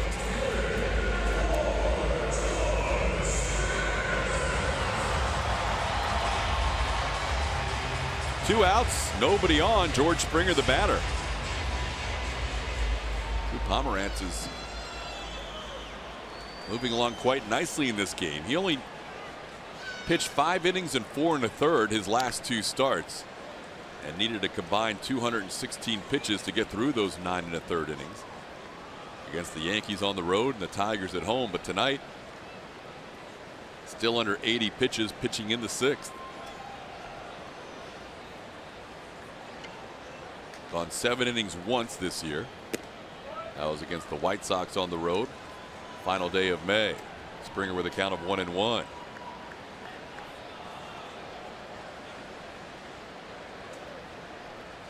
Only 2 hits for the Astros, Altuve and Correa. Now it's 1-2.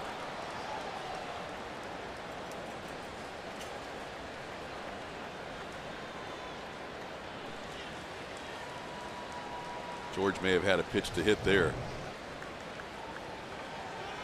Slow breaking ball. Well, if you like center cut, that's the one to hit. A little hanging breaking ball. Pomerantz gets away with one. Now a high fastball way out of the zone. It's 2-2.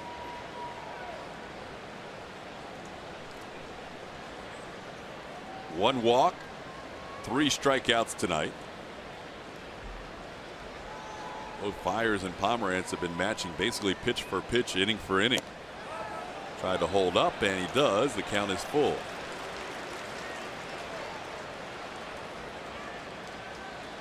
Pomerantz does a good job of being effective inside. You can see tying up George right there, borderline as far as whether or not he swung. But now in a 3-2 count. Going back in there, and George lays off. The 2 walks issued today are both against George Springer. Springer 2-out base runner.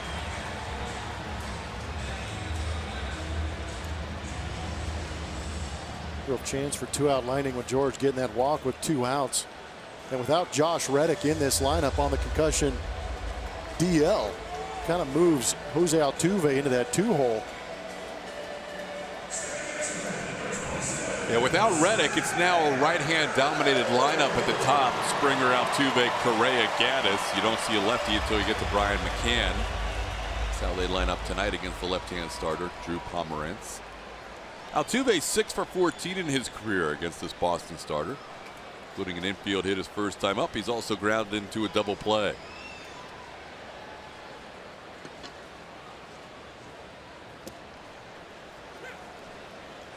First pitch strike on the breaking ball. He's done a good job keeping the Astros off balance. The curveball has given him trouble this year with that .325 batting average against. But he's mixed in curveballs at the right time and has not been hurt on many pitches, just a couple of hits and a couple of walks. Fastball away, 1-1.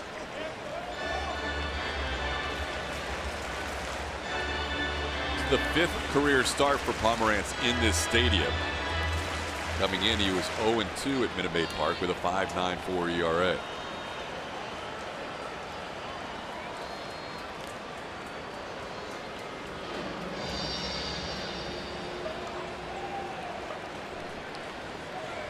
The Astros do not have a runner that has reached second base tonight.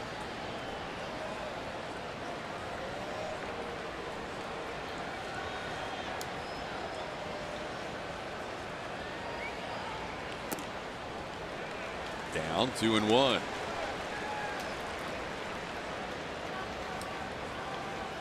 Sixth inning was a big inning for the Astros on Wednesday, scoring 9. They're going to have to get to work. They're going to put it on Drew Pomerantz here in the 6th.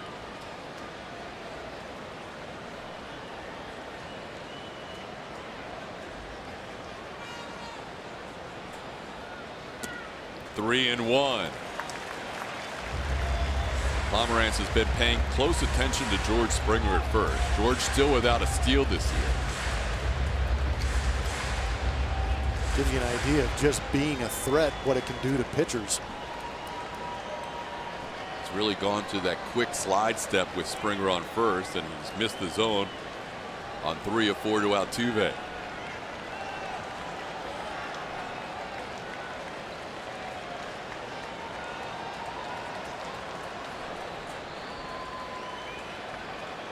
Ball 4. Back-to-back walks, and the Astros for the first time tonight have a runner reach second base.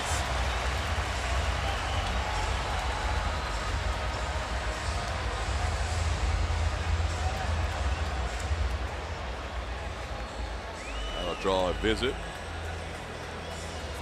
Carl Willis, the pitching coach, going out to talk to his starter. League leaders are going to be presented to you by Houston Methodist. Talking about the offense and the league ranks between the Houston Astros and Boston Red Sox. Houston obviously doing a very good job. We're talking about the runs per game are way up there, puts them second as far as major league ranks are concerned. The batting average is good for Boston. The on base percentage is very good, but they're not driving the ball and having to put together some big innings to accumulate runs. And right in the middle of the pack at 13 as far as runs scored. But the Astros doing an extremely good job 1 through 9 of getting on base and driving the ball out of the ballpark. Now would be a good time as a 23-year-old rookie Derek Fisher talks with his manager A.J. Hinch. Carlos Correa has one of the 2 hits for the Astros, a clean single to left his last time up. And he has seen this spot when he comes to the plate 31% of the time, having a guy in scoring position when he's hitting. Springer and Altuve, the base runners. When you look at all the exit velocities or hard contact tonight, that line drive single to left, even though it was on the ground, was one of the few hard hit balls tonight off any of the Astros bats.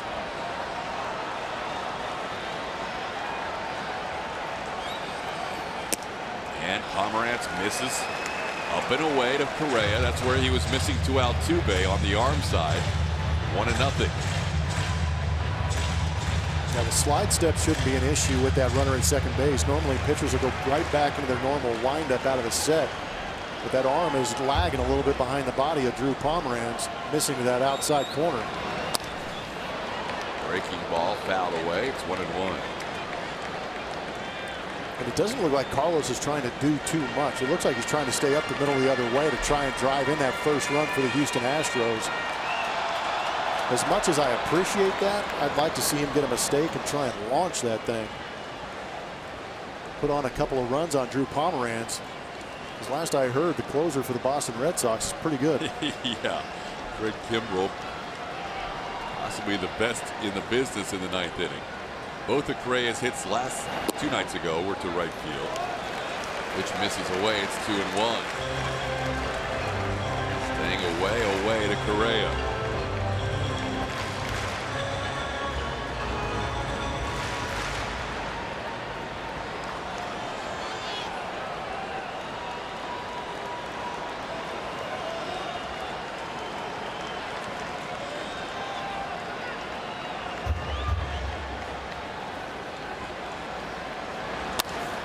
Into right field, base hit on one hop. Mookie Betts throw home. Springer being sent. Plenty of time. Springer out at home plate. Mookie Betts guns down George Springer to end the 6th.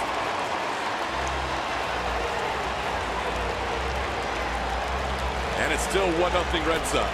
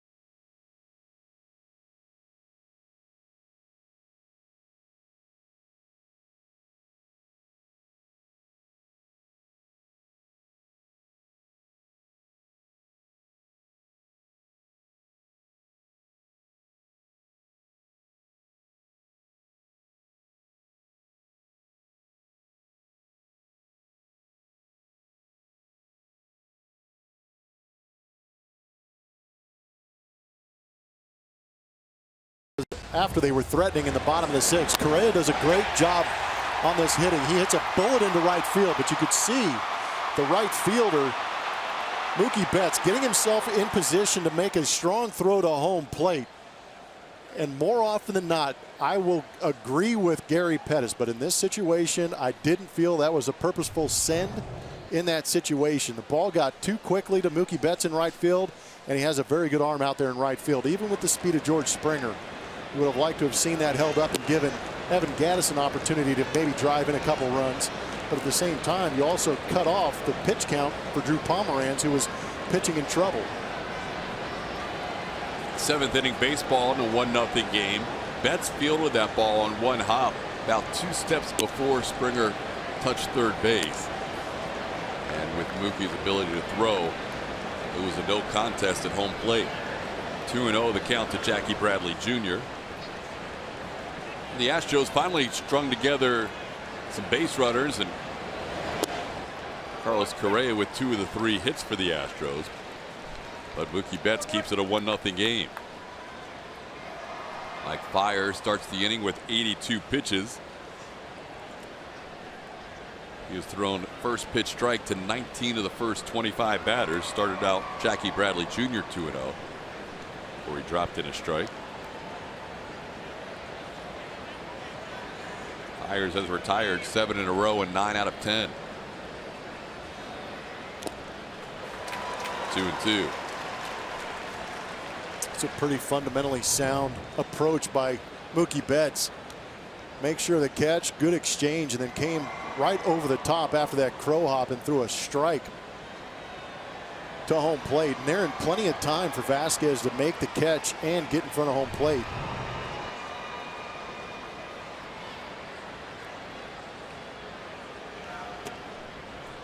Now the count runs full. Bradley Jr., Josh Rutledge, Christian Vasquez, 7, 8, 9 in the Boston lineup.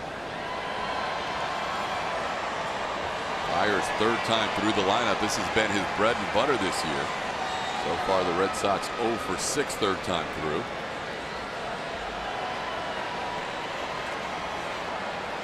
One of the rare pitchers that has numbers that get better as the game goes along. First time, second time, third time through the lineup. Eyars improves each time through.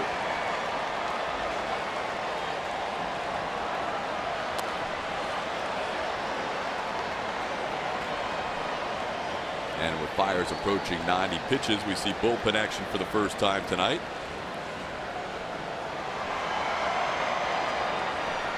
.161 and 0 for 6 tonight. Will Harris starting to throw for the Astros.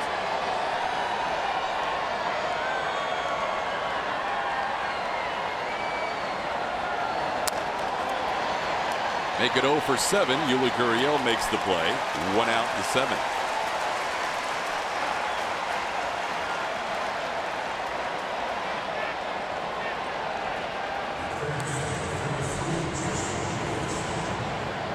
Well, this is the second straight start. Eyars has gone at least into the 7th inning and recorded an out. Last time he went into the 8th inning. Picked up 1 out in the 8th. Eyars had not picked up an out in the 7th inning in any of his previous 11 starts. Now back to back doing the same. So he has been much more effective. Hasn't used the curveball as much tonight. Been more changeups and a lot of heavy, higher percentage of fastballs than we're used to seeing. The Boston Red Sox are just ahead of the Astros as far as batting average against breaking ball. Maybe that has something to do with it. But we've seen a lot of right-on-right changeups. But those are the 3 best pitches from Mike Eyars that we've seen when he's gone so well over this stretch, pitching deep into ball games. But as a game of adjustments, maybe something they recognized in video or tendencies that the Boston Red Sox have.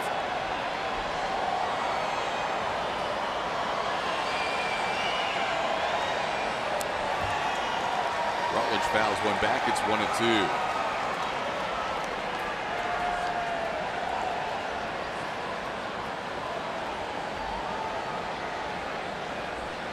A.J. Hinch usually allows Eyars to go into the mid-90s. That's kind of the range he's been comfortable with. 97 is his high pitch count of the year. At 92 right now.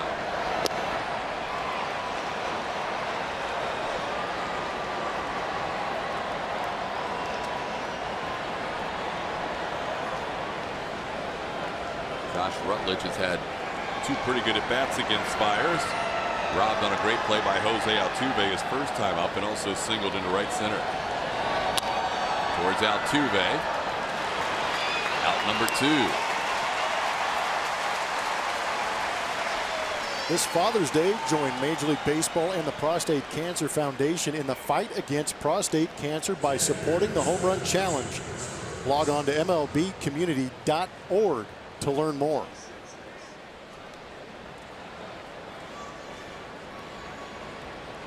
So 2 outs, base is empty. Christian Vasquez the batter.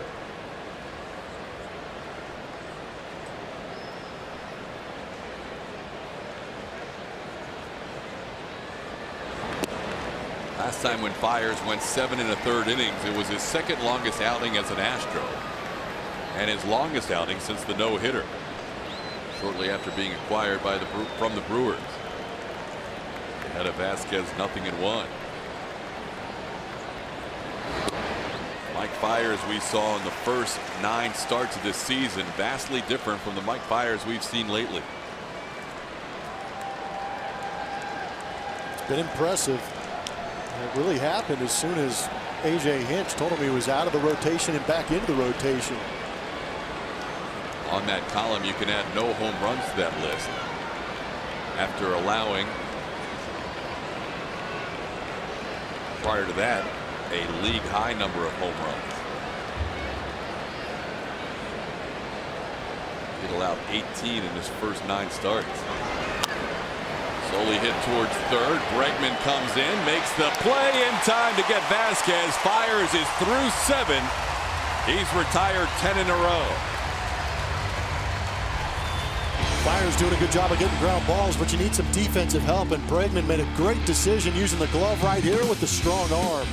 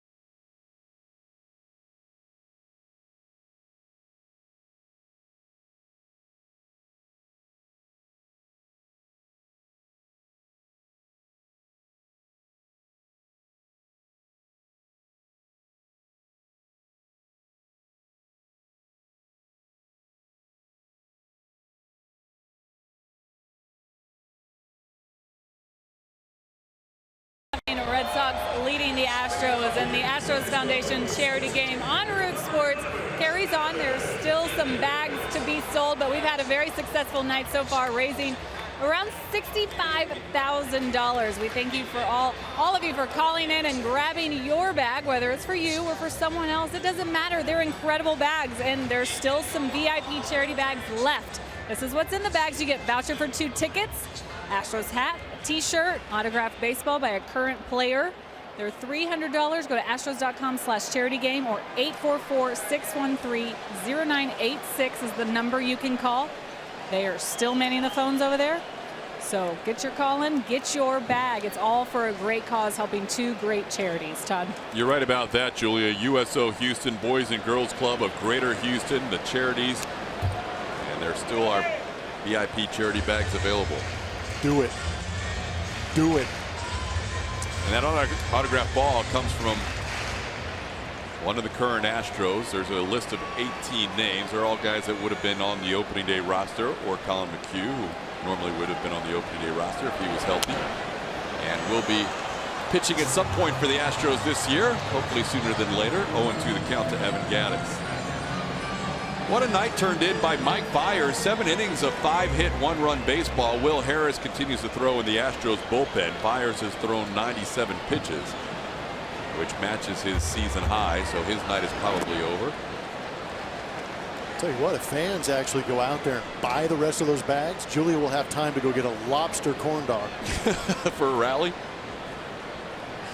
That was a 9-run rally corn dog a couple of nights ago. The Astros won 13-2 against the Rangers to wrap up that series.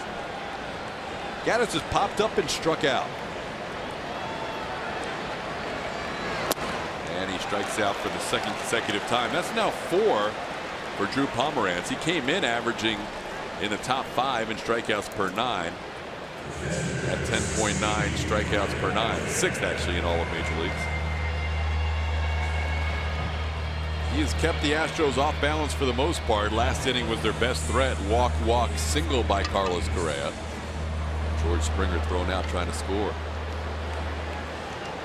Here's Brian McCann. McCann came in hitting .300 this year against left-handed pitching, including 4 of his 9 home runs. 4 home runs and 37 at-bats on the season as he drives one deep to right field. Brian McCann, upper tank, ties the game at 1. McCann ball.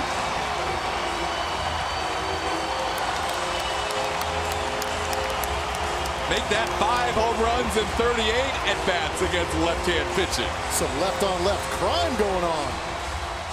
Man. That was halfway up in the Stro zone.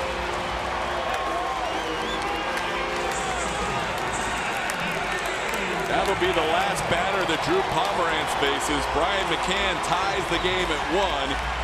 Exactly 1/2 of his home runs this year are against left-handed pitching and a lot fewer at bats. George Springer's impressed. You know you're going good when you dazzle your own teammates. We'll tell you about the new Red Sox pitcher. All new ball game now. 1-1, bottom of the 7th.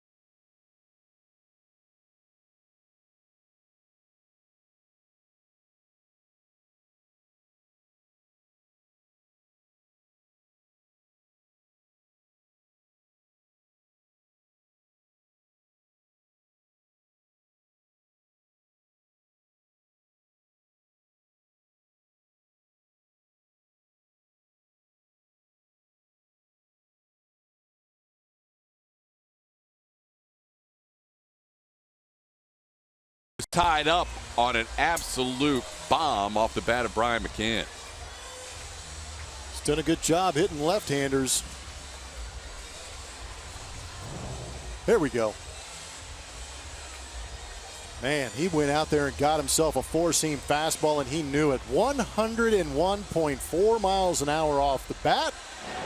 35-degree launch angle equals you an upper tank 402-foot shot. Not only do you get the Strozone shirt and also the foam fingers tonight, the H-Town foam fingers, but you also get a home run ball. And you get George Springer, who's astonished. Yeah, he's like, I've been trying to do that right on left. So here's the new pitcher facing Yuli Gurriel. Joe Kelly comes out of the Boston Red Sox bullpen. Buckle up, he brings the fuel. He's averaging 98.8 miles an hour on the heater. He's also got a curveball and a slider. And there is high octane at 97. Check swing by Yuli. See, in his last 16 games, he has been perfect, has not allowed a run during that stretch. The career best 16 consecutive scoreless appearances. Showing a little bit better command. That's usually the issue for him. He will show an occasional changeup to a righty hitter. That wasn't it. 98 upstairs. It's 1-1. Good call. I thought I saw that out of his hand as a fastball. Briefly. Yeah, righties have been Righties have had a tough time against Kelly, hitting just 141 this year. And that's on the inside corner at 97. It's 1-2. Yuli has flied out to left and grounded out. 1 run on 4 hits for the Astros. The big hit, the solo home run by Brian McCann, his 10th home run of the year, his 5th against left-hand pitching.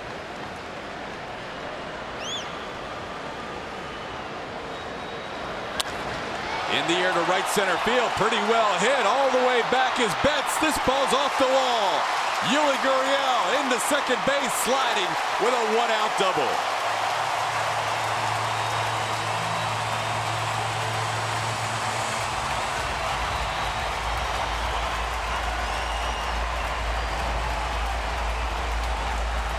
Fastball away at 99 miles an hour, and Yuli Gurriel just uses the force of that pitch to go the other way.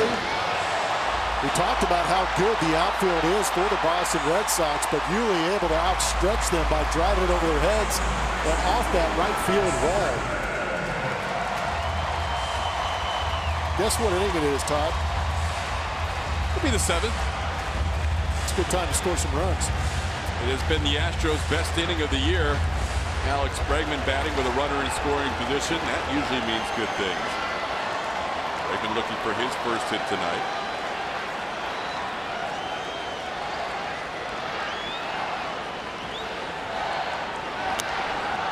In on the hands, foul back. Well, Kelly put 99 on the outside part of the plate with 2 strikes, and Gurriel hit it up against the bullpen.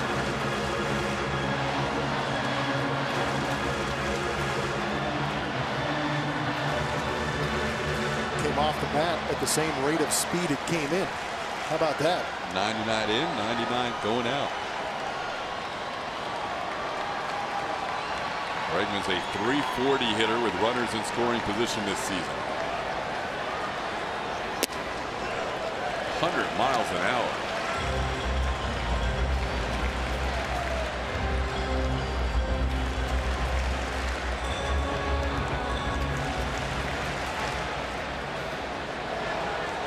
Nobody throws harder out of their bullpen, including Craig Kimbrell. Averages 98.3. Kelly averaging 98.8.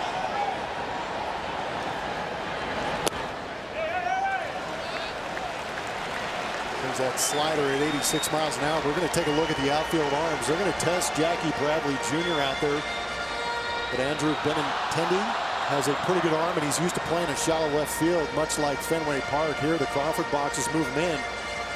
And we got a pretty good idea about that arm. Mookie Betts already has an assist in this game, throwing out George Springer by a good ways.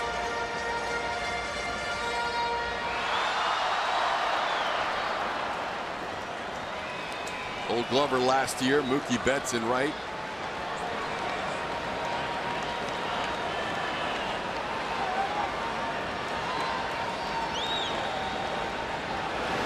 Three and one. Whoa. Another 100. The Astros against 94+ mile an hour fastballs are 5th in Major League Baseball, hitting .278. Bregman has said all year long he has seen more breaking balls, more sliders than he had last year. We'll probably see a high octane fastball here at 3 and 1.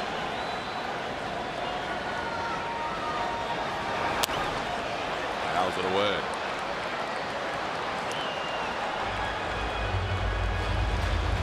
Mentioned McCann now with 5 home runs against lefties, 5 against righties. Last year when McCann hit 20 home runs, the splits were 17 against right-hand pitching and 3 against lefties.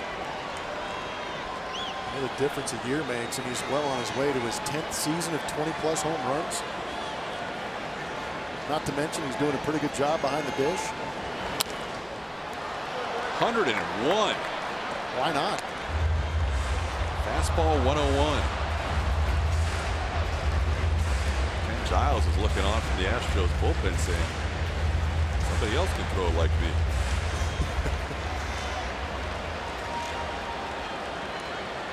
Kelly has thrown 2 pitches at 100 in this at bat against Bregman and 1 at 101.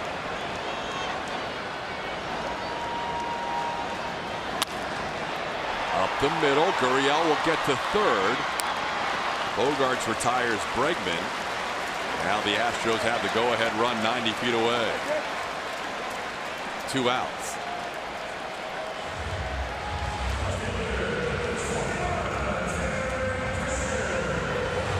Should be an interesting matchup. Youngster Derek Fisher getting to face some noise out of the right arm of Joe Kelly. But even though he's a rookie, first base is open. Jake Marisnick is on deck. Some decisions to be made.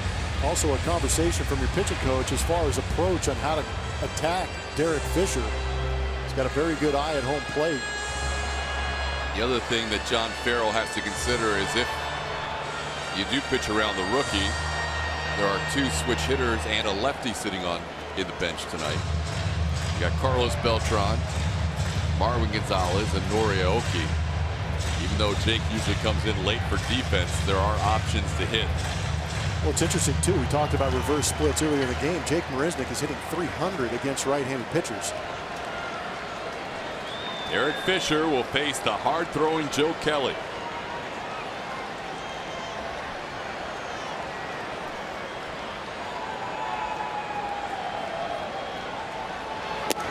Up and in, 1-0, 100 miles an hour. I'm not sure if Fisher saw too many of these types of pitches at the PCL. I'll tell you what, you take one pitch and it may look like you know what you're doing, but at the same time inside the hitter's head you're going, okay, that's firm. I need to dial it up a gear right here. And the key is to be quick.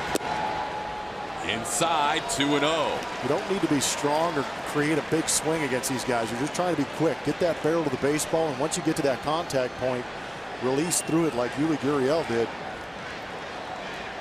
Fisher has really shown a good knowledge of the strike zone in his first 2 games as an Astro.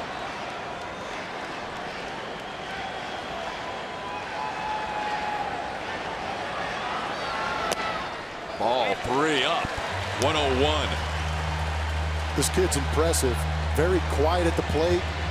Not much movement in the head. They're going to put him on. Well, you've got Beltran, Aoki, and Marwin Gonzalez to choose from. If you're going with the guy who's got the best batting average against Joe Kelly, you're going to Nori Aoki. Hence the reason he's on deck. 7 for 16 with 3 doubles in his career against Joe Kelly. I didn't see that coming. So Nori Aoki is going to be the pinch hitter for Jake Marisnick. He will stay in the game and play in the outfield. They'll move Springer into center field. So a rare flip of Jake Marisnick being lifted late in the game. Normally he comes in late in the game. This is the reverse Cupid shuffle. We reverse the Cupid shuffle. Oh, man. But in addition to the 7 for 16 for Nori against Kelly, he's also walked 4 times, and he's never struck out against him. Well, you've got a runner in scoring position at third base in Yuli Gurriel, so why not put a guy up there that has good numbers against him, but also doesn't try and do too much? All Aoki's trying to do is redirect that ball into left field, basically. Benintendi takes a couple of steps in and over to the line in left field. That's where Nori likes to hit the ball, and you would think especially against the guy who throws 100, that would be a likely spot for where Nori's going to hit this. First and third, 2 outs in a 1-1 game. 1-0. When you see hitters having a good take on 98+ miles an hour, always makes me wonder if they see the ball good out of the pitcher's hand. Because that ball's getting on you in a hurry. But if you see that release point clear and early, makes the AB a little bit easier. Not much, but a little bit.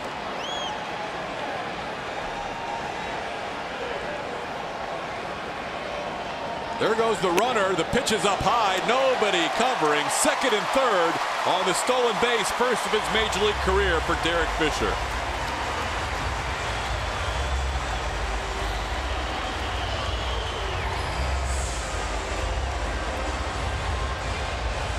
Good jump, good time to run.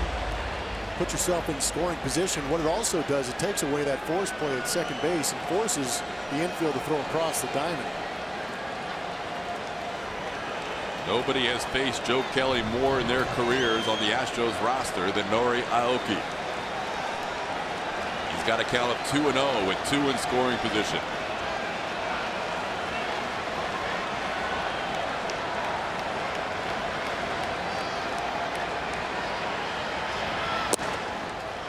On the corner, 2-1.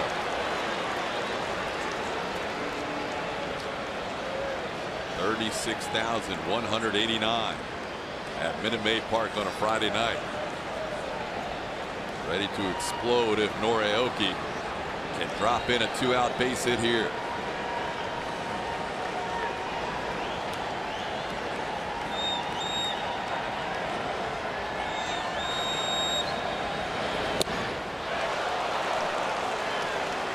2. Norrie was letting it eat right there. One of the bigger swings we've seen from Norrie.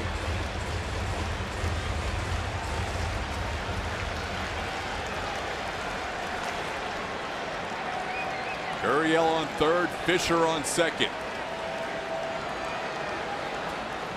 Fisher getting a big lead on second.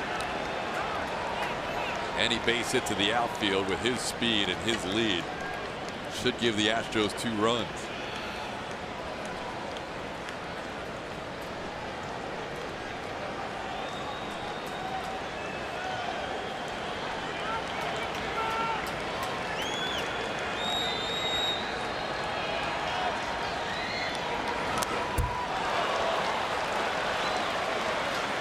Off 100. I'll tell you what, if he can get it past Joe Kelly and get it somewhere up the middle, it's a wide open space right behind the pitcher.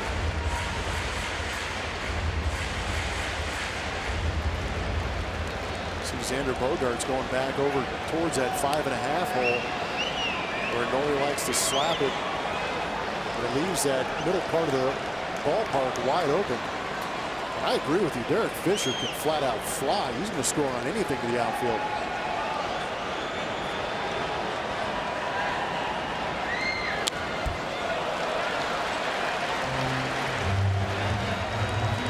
And 101 foul back. Now Kelly 21 pitches into the inning.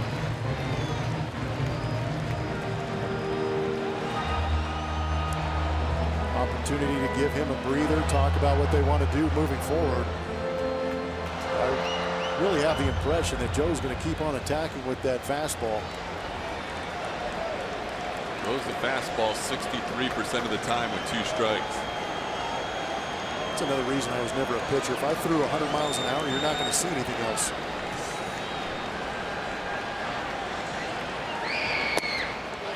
Close, 3-2. The umpire's defense, he may not have seen it.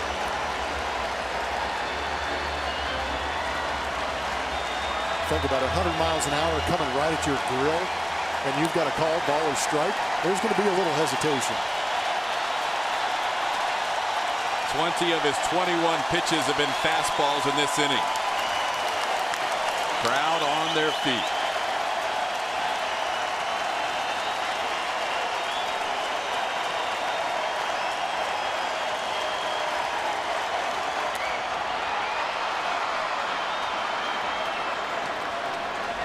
Eight pitches in this at bat. Okie has fouled off the last 3 at 100 miles an hour or higher.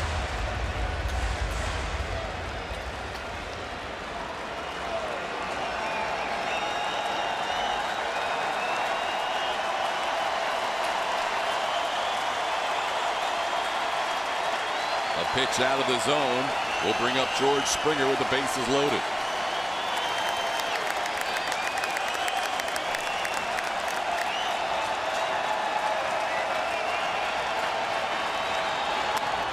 Line drive caught by the third baseman Rutledge. Aoki battled, hit a line drive, but hit it in the wrong spot. Right to the third baseman Rutledge. But the Astros still tie it in the 7th. Cannon going deep, tying this thing up. Plenty of baseball left.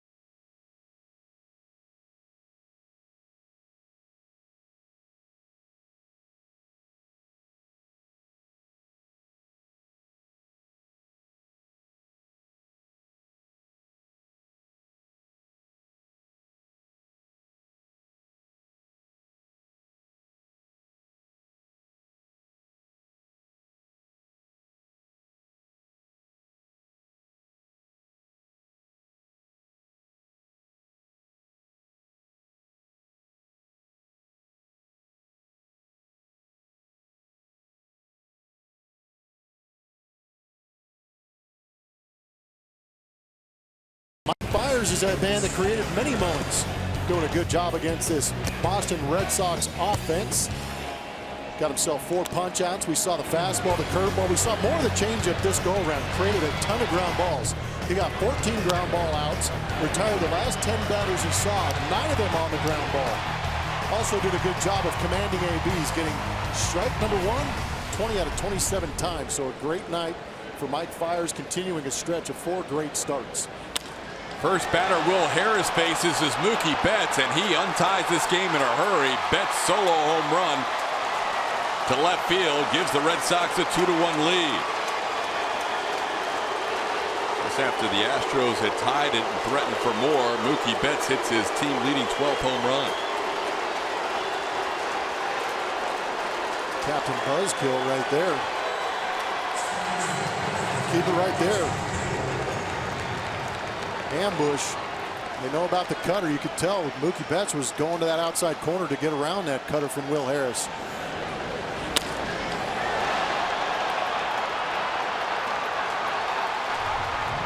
Betts is a guy that does not swing much at the first pitch, but he has on the last 2 at-bats. Flied to left his last at-bat and hits a home run on the first pitch he sees from Will Harris. Here's Dustin Pedroia.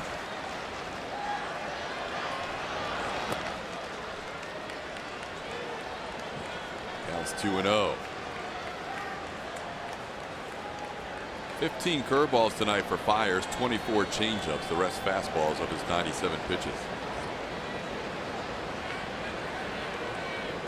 And we have seen that slider and cutter go away, and he has been very effective. Ball's hit to center. George Springer, who's now in center field with Norioki staying in the game and playing right. Springer makes the play for out number 1.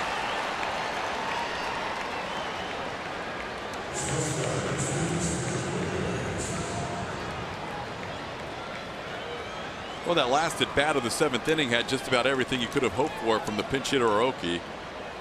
A long battle, a 3-2 count, and a line drive. Had everything but the actual right positioning of where the line drive went, because it went right to the third baseman Rutledge. Yeah, Google Maps gave him the bad direction. Xander Bogaerts bats with nobody out. Excuse me, nobody on and 1 out. So Eyars ends up with a no decision, retire the last 10 batters he faced. Back-to-back outstanding outings and 4 really good outings in a row for Mike Eyars.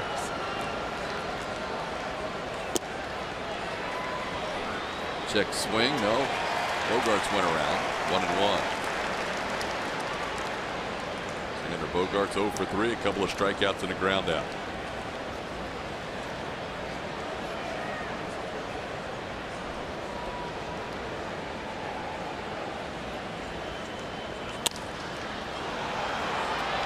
Altuve calling off Aoki, and Jose will make the basket catch for out number 2. Connect to Astros baseball all season long with the MLB.com at-bat mobile app. Customize the app for the Astros and get awesome stuff all year by subscribing to at-bat premium. Blackout and other restrictions do apply. Download MLB.com at-bat today. The #1 app for live Astros baseball.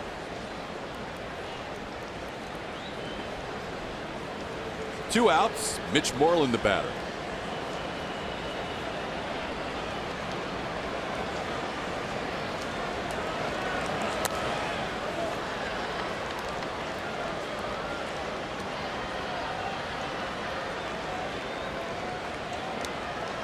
Red Sox have been a very tough team with a late lead. They did not lead after 7. The game was tied at 1, but when leading after 7, they were 27-0.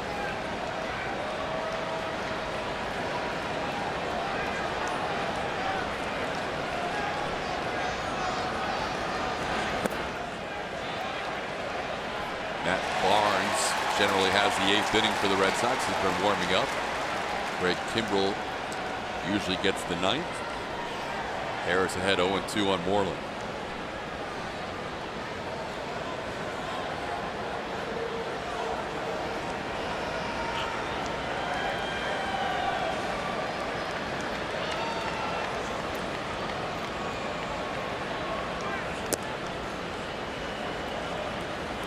Bottom half of the 8th, Astros have the top of their order due up.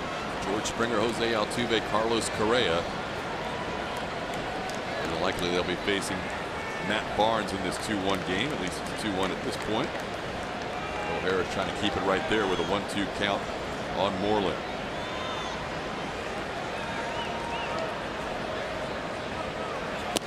And he gets him. Moreland strikes out to end the inning. Solo home run by Mookie Betts gives the Red Sox a 2-1 lead.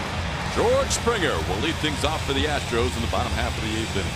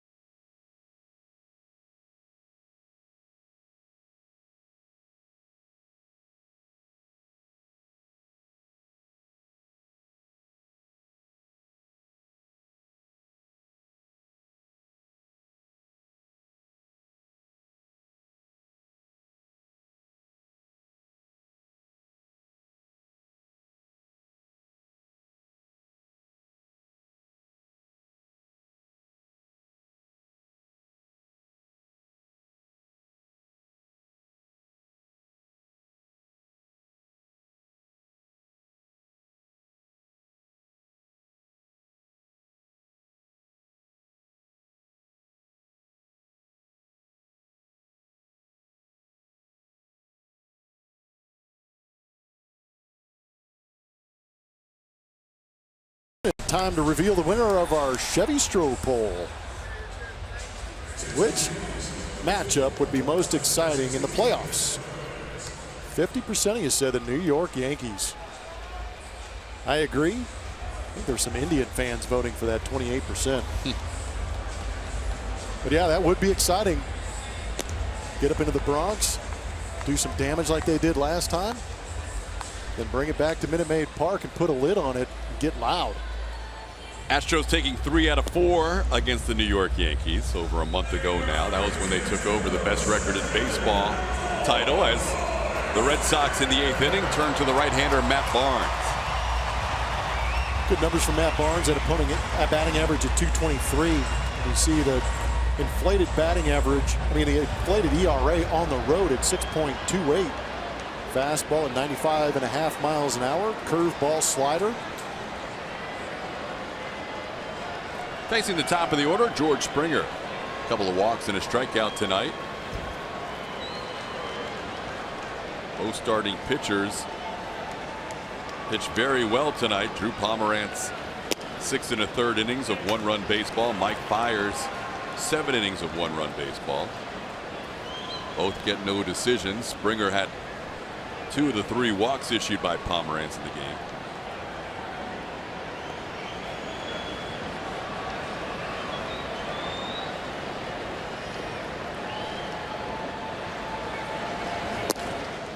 Barnes has been used a lot in the past week. He pitched in 4 games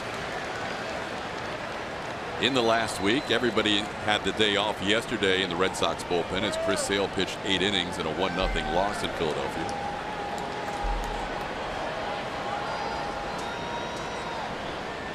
Springer ahead 2-0. Springer does have a home run in his career against Barnes.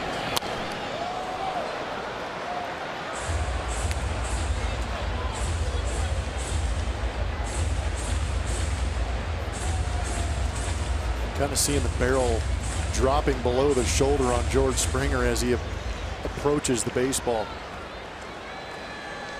Mentally, as a hitter, you're trying to keep that barrel above that back shoulder as you approach contact. But we've seen George underneath the baseball tonight. run if they say he didn't swing, and he did not. Good call. Watch the barrel. See how it gets below that shoulder as he's attacking the baseball. And a lot of things as a hitter, you'll tell yourself, keep the barrel above the shoulder. And that's more of a mental picture you're trying to draw for yourself, because physically it may not happen, but you're going to be on a better bat path.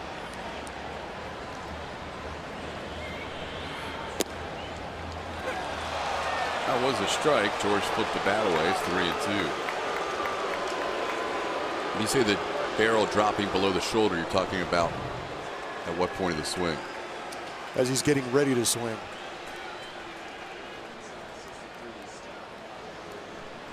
Right there as he's loading. Yeah, just after the load as he's going to contemplate attacking that baseball.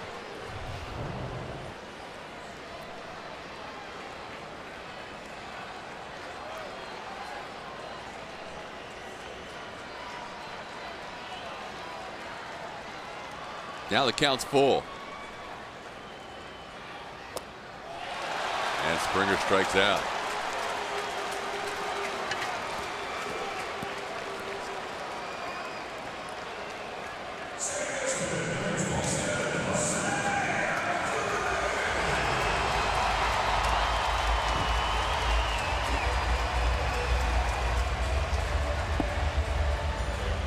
So base is empty, 1 out. Barnes will face Jose Altuve. Altuve's been on base a couple of times, an infield single, a walk, also grounded into a double play.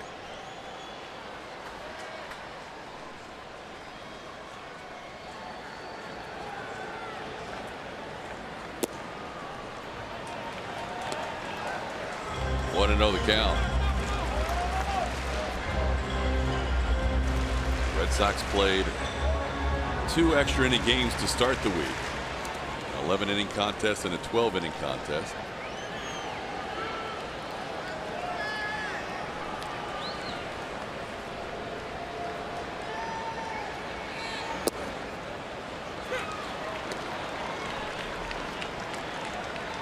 And it's 1-1. They've also won 5 out of 7. That's why they've had their bullpen used so much during that stretch, including Barnes pitching for the 5th time in 8 games.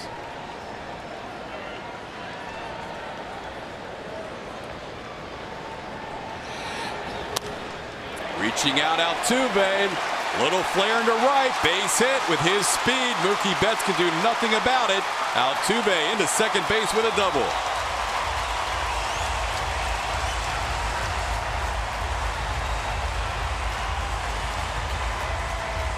One thing to just throw the barrel at it and get a hit out of it. It's another thing to put it in a spot where they'll get you a couple extra bases. It was only, what, about 1.5 feet off the plate? How demoralizing for Matt Barnes. Yeah, I made a great pitch on a slider away. He shook to that, too. Now, Altuve had one of those doubles to start the game Wednesday night. His kind of soft served one into right field. He has now been on base 7 times in his last 8 plate appearances.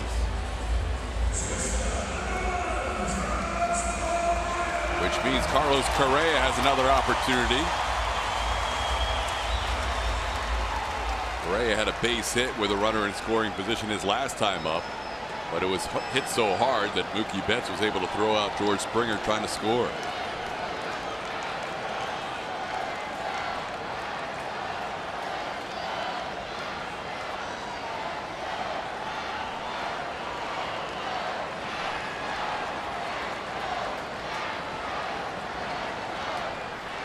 Know with Altuve's speed, he could score on a hit to the outfield, so they want to keep him as close to second as possible.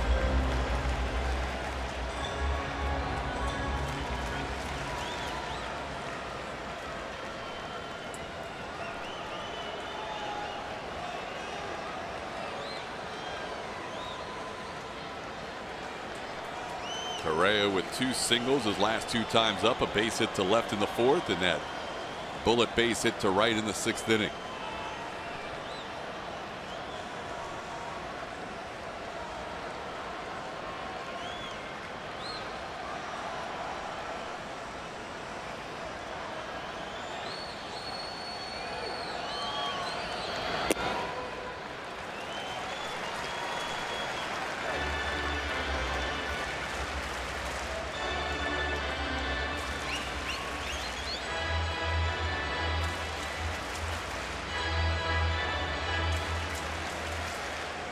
Barnes has pitched very well at Fenway Park this year, not so well on the road.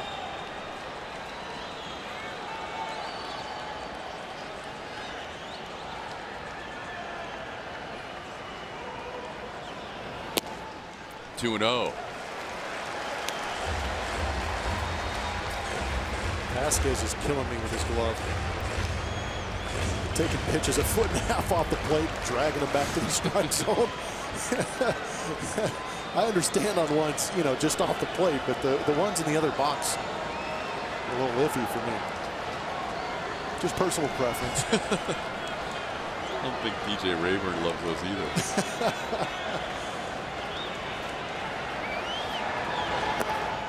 3-0.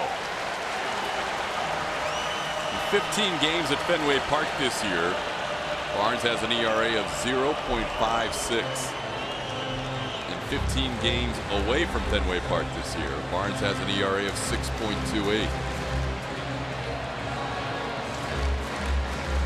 Talk right here might be that he doesn't have to give in to Carlos Correa by throwing a strike and getting him back in the count. Guy on deck has faced Barnes twice and is 2 for 2 with 2 doubles.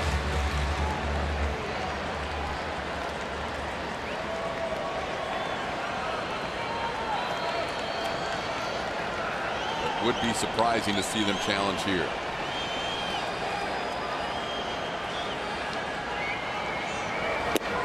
All 4.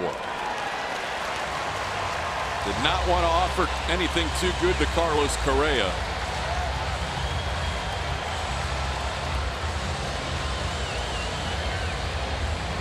Now Evan Gattis with those 2 doubles against Barnes. They have both been line drive doubles. Carl Willis, the pitching coach, out to the mound.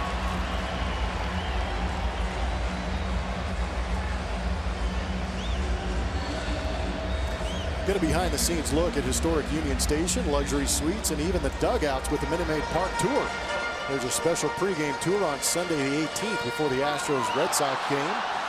So visit Astros.com/tours or call 713-259-8996 to schedule your tour while you can. First series of the year between the Astros and the Indians. Blummer, a lot of people were talking about the possibility of a postseason preview. People talked about this as the possibility of a postseason preview. That first series against the Indians was just like this game, back and forth, close the whole way. Good ball games between good ball clubs. They're creating opportunities for themselves. The pitching's just been better. Gattis looking for his first hit of the night.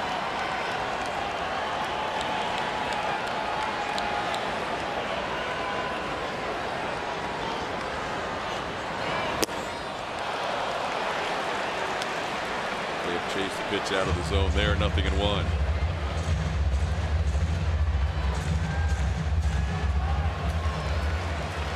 Altuve and Correa have both been on base 3 times tonight. Neither one of them has scored. The only run of the game, a solo home run by Brian McCann.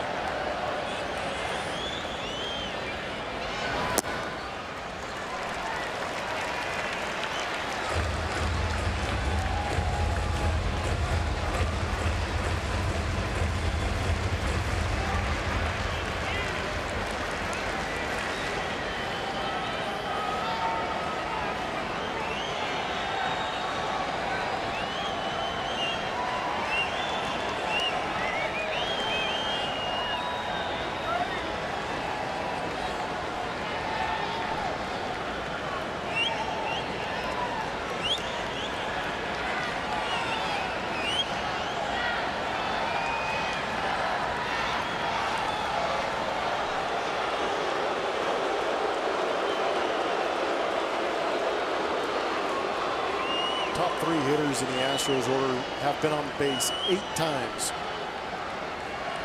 The only run that's been scored is on a McCann home run for the Astros.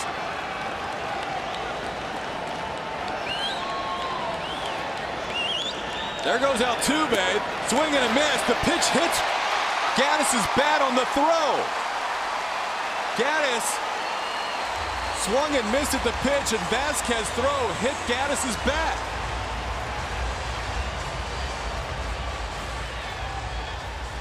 What in the world? What are the chances?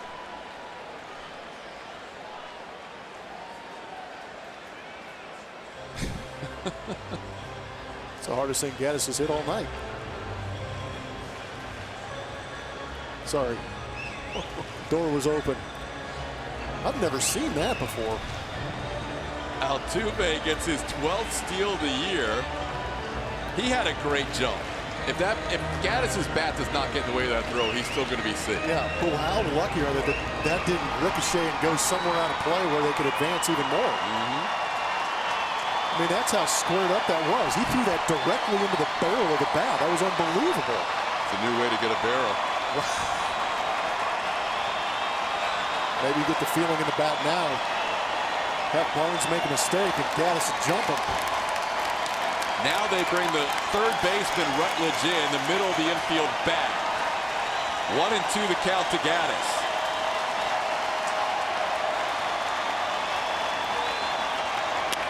Towards short. They're going to try and turn two, and they do. Bogarts, Pedroia, Moreland, and the Astros rally is snuffed in the eighth. It's still 2-1.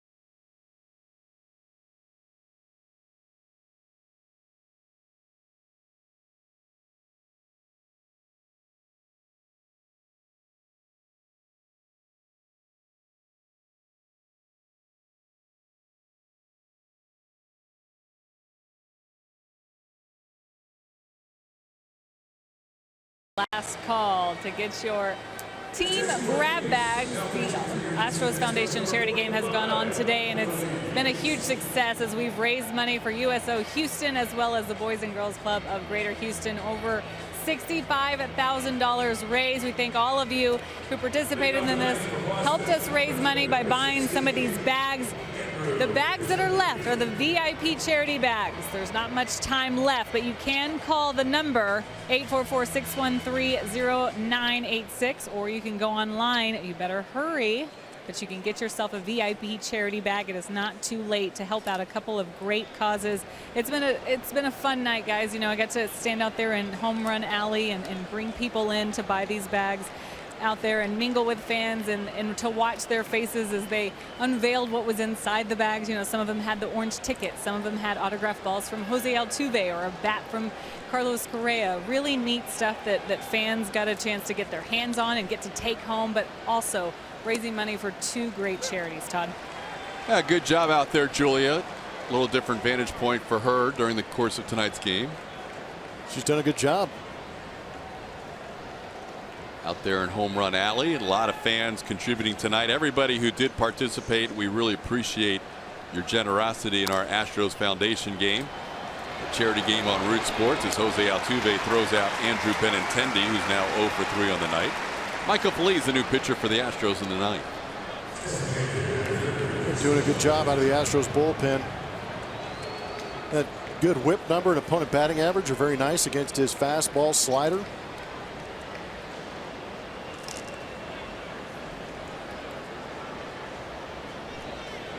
Phillies trying to keep this a one-run game. The Red Sox have their closer warming up, Craig Kimbrell. Matt Barnes worked out of a first and third one-out situation by inducing an inning-ending double play. Chris Young takes the first pitch. It's 1-0. Houston native is 0 for 3 tonight. Popped up in a couple of groundouts.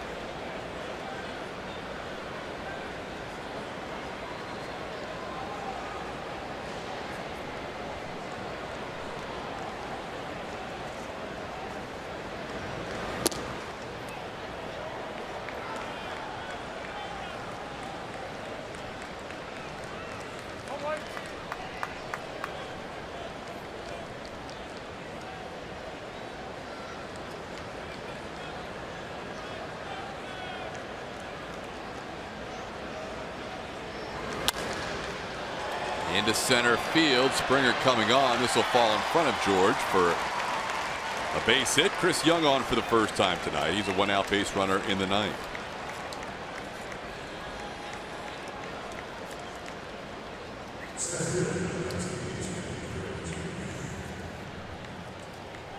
Now here's Jackie Bradley Jr.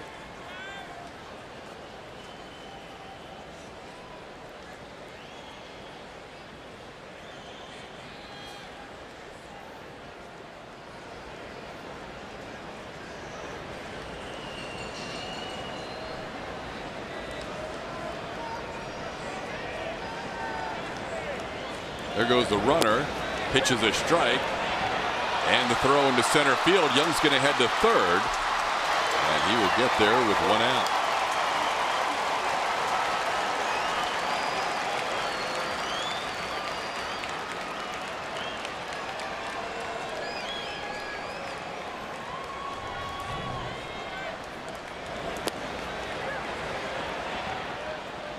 Ball sailed on McCann, giving the extra 90 feet to Chris Young.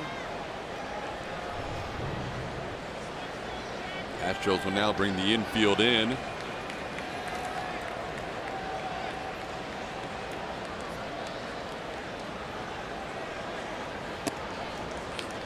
One and one to count.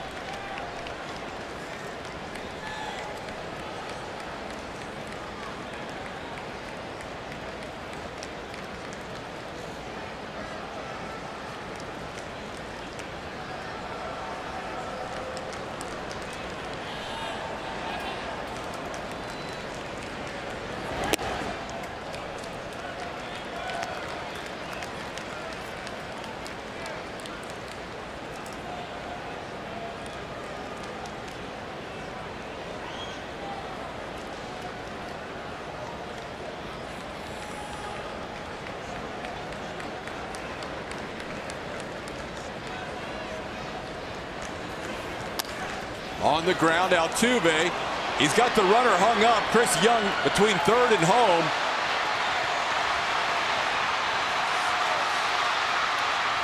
Bregman makes the tag, makes the throw to second. Almost a double play. Did you see who received the throw at second base? Phillies. Yeah. Picked it. We had bodies everywhere. He picked it. 4-5-2-6-5 on the fielder's choice.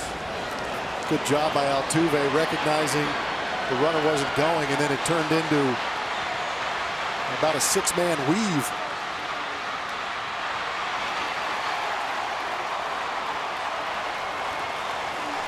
Could you give me your phone number again? 4-5-2-6-5 on the putout.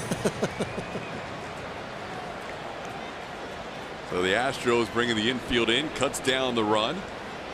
And now Phillies will try and get Josh Rutledge and keep this at 2-1 heading to the ninth. Bottom half of the ninth. Looking ahead, the Astros have Brian McCann, Yuli Gurriel, and Alex Bregman due up.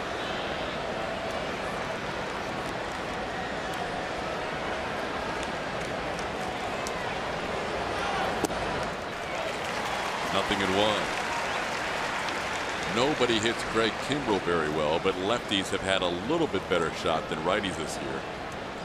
Right-hand hitters against Kimbrell are 2 for 58. And with that in mind, Carlos Beltran and Marwin Gonzalez are available off the bench. We'll have McCann and then 2 right-hand hitters due up in the bottom of the 9th. It's like saying Lloyd Christmas had a chance. There's some crazy numbers against Kimbrel. Hitters are 8 for 99 against him. It's not going to be easy, but it'll be a lot more pleasant opportunity if it's a 1-run game. That's what Michael Feliz is trying to do right here, is get them to the bottom of the 9th, down 2-1. And he does, striking out Rutledge to end the top half of the 9th inning. Astros coming to bat, down 2-1.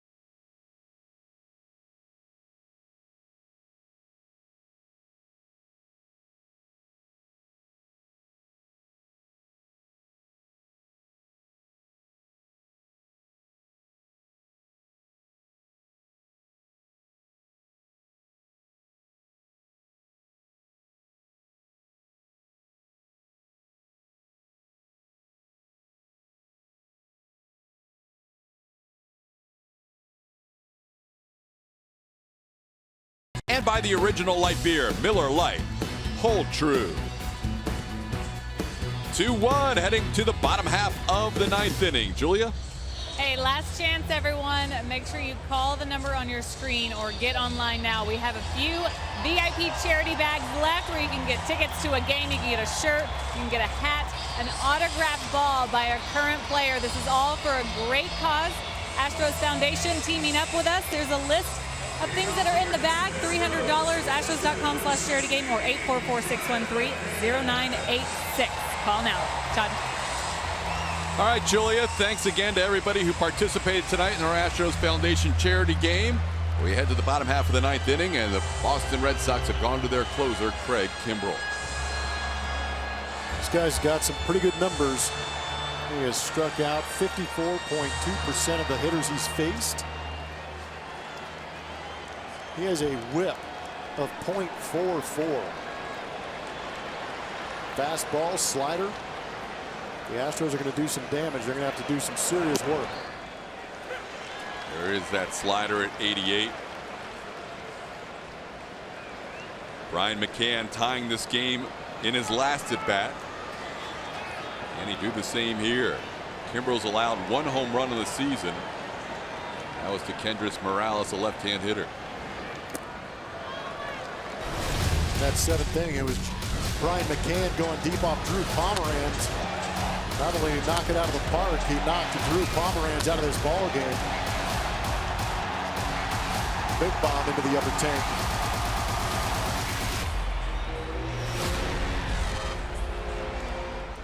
If he does it right here, imagine the look on George's face. 2-1.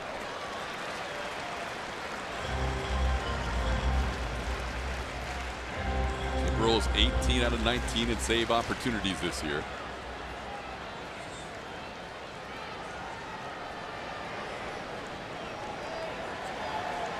He and the guy at the plate know each other pretty well from years with the Atlanta Braves. I think it's 2-2. They were teammates in Atlanta, 2010 through 2013.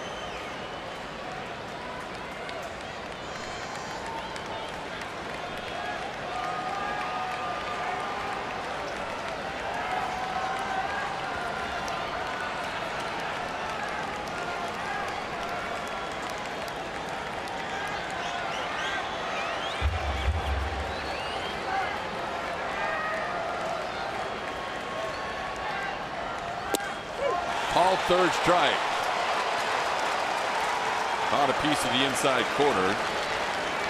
Kimbrel picks up a strikeout, 1 out in the ninth. That's where Vasquez wanted it, and that's where Vasquez got it. Locked up Ryan McCann with a 98-mile-an-hour heater painted on the inside corner. What's interesting about that 2-2 count, the fastball on the inside, is that 60% of the time he's throwing the breaking ball. So I wonder if McCann might have been sitting on it, but anyways, with 2 strikes, trying to turn around 98 on the inside corner is tough. Uriel takes a strike. Righty's just 2 for 58 this year against Kimbrel.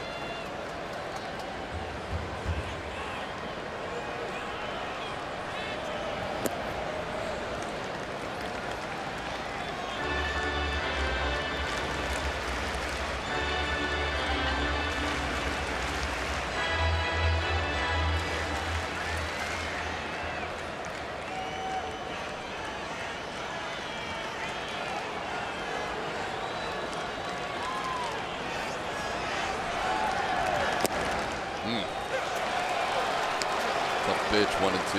Yeah, now you might see why those numbers are so skewed towards the direction of Craig Kimbrel.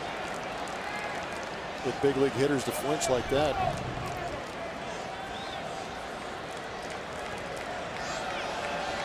Yuli 1 for 3, hit a ball to the right center field wall his last time up. Right side, glove by Moreland. He'll flip to Kimbrel, 2 outs. Astros down to their last chance. We mentioned how tough Kimbrel is against righties, so Alex Bregman will be lifted for a pinch hitter. Carlos Beltran will come out of the dugout to pinch hit for Alex Bregman.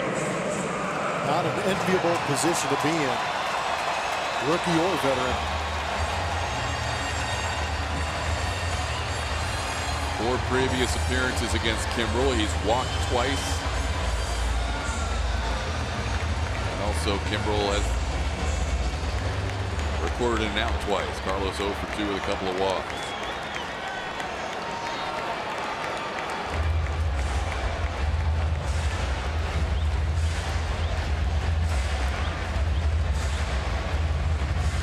Just takes one mistake.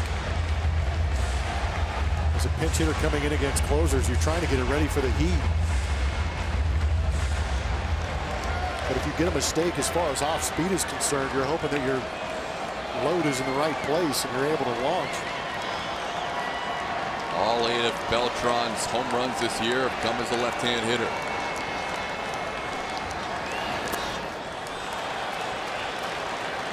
And that right there is the hardest part about being a pinch hitter against a closer, because you're sitting on the 98-mile-an-hour fastball and the ball jumps out of the pitcher's hand looking like a fastball and it snaps off as a slider. Very tough to lay off.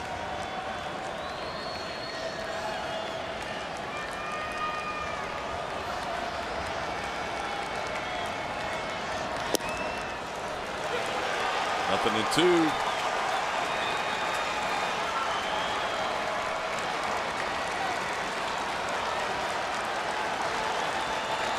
Still hasn't seen the fastball.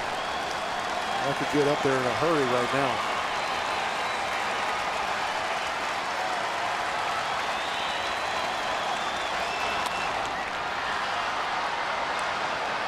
Rutledge gives it a look, and it's into the crowd. It's veteran hitting to be able to get to that fastball. Good chance Carlos was thinking the same thing. 0-2 count, he's going to try and elevate on me.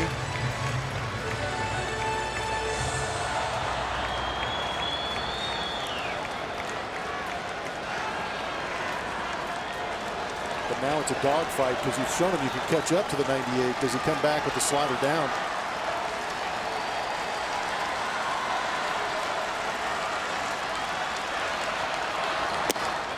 Checked his swing, 1-2.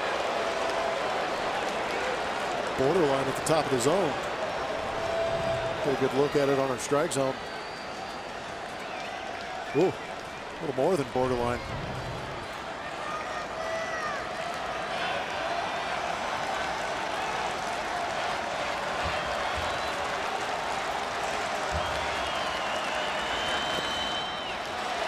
Beltran's worked it back to even. 2 balls, 2 strikes.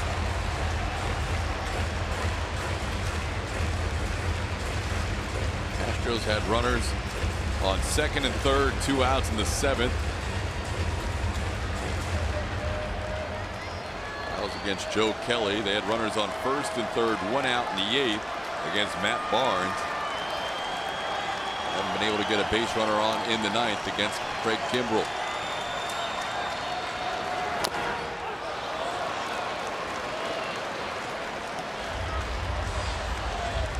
Quality AB here by Beltran.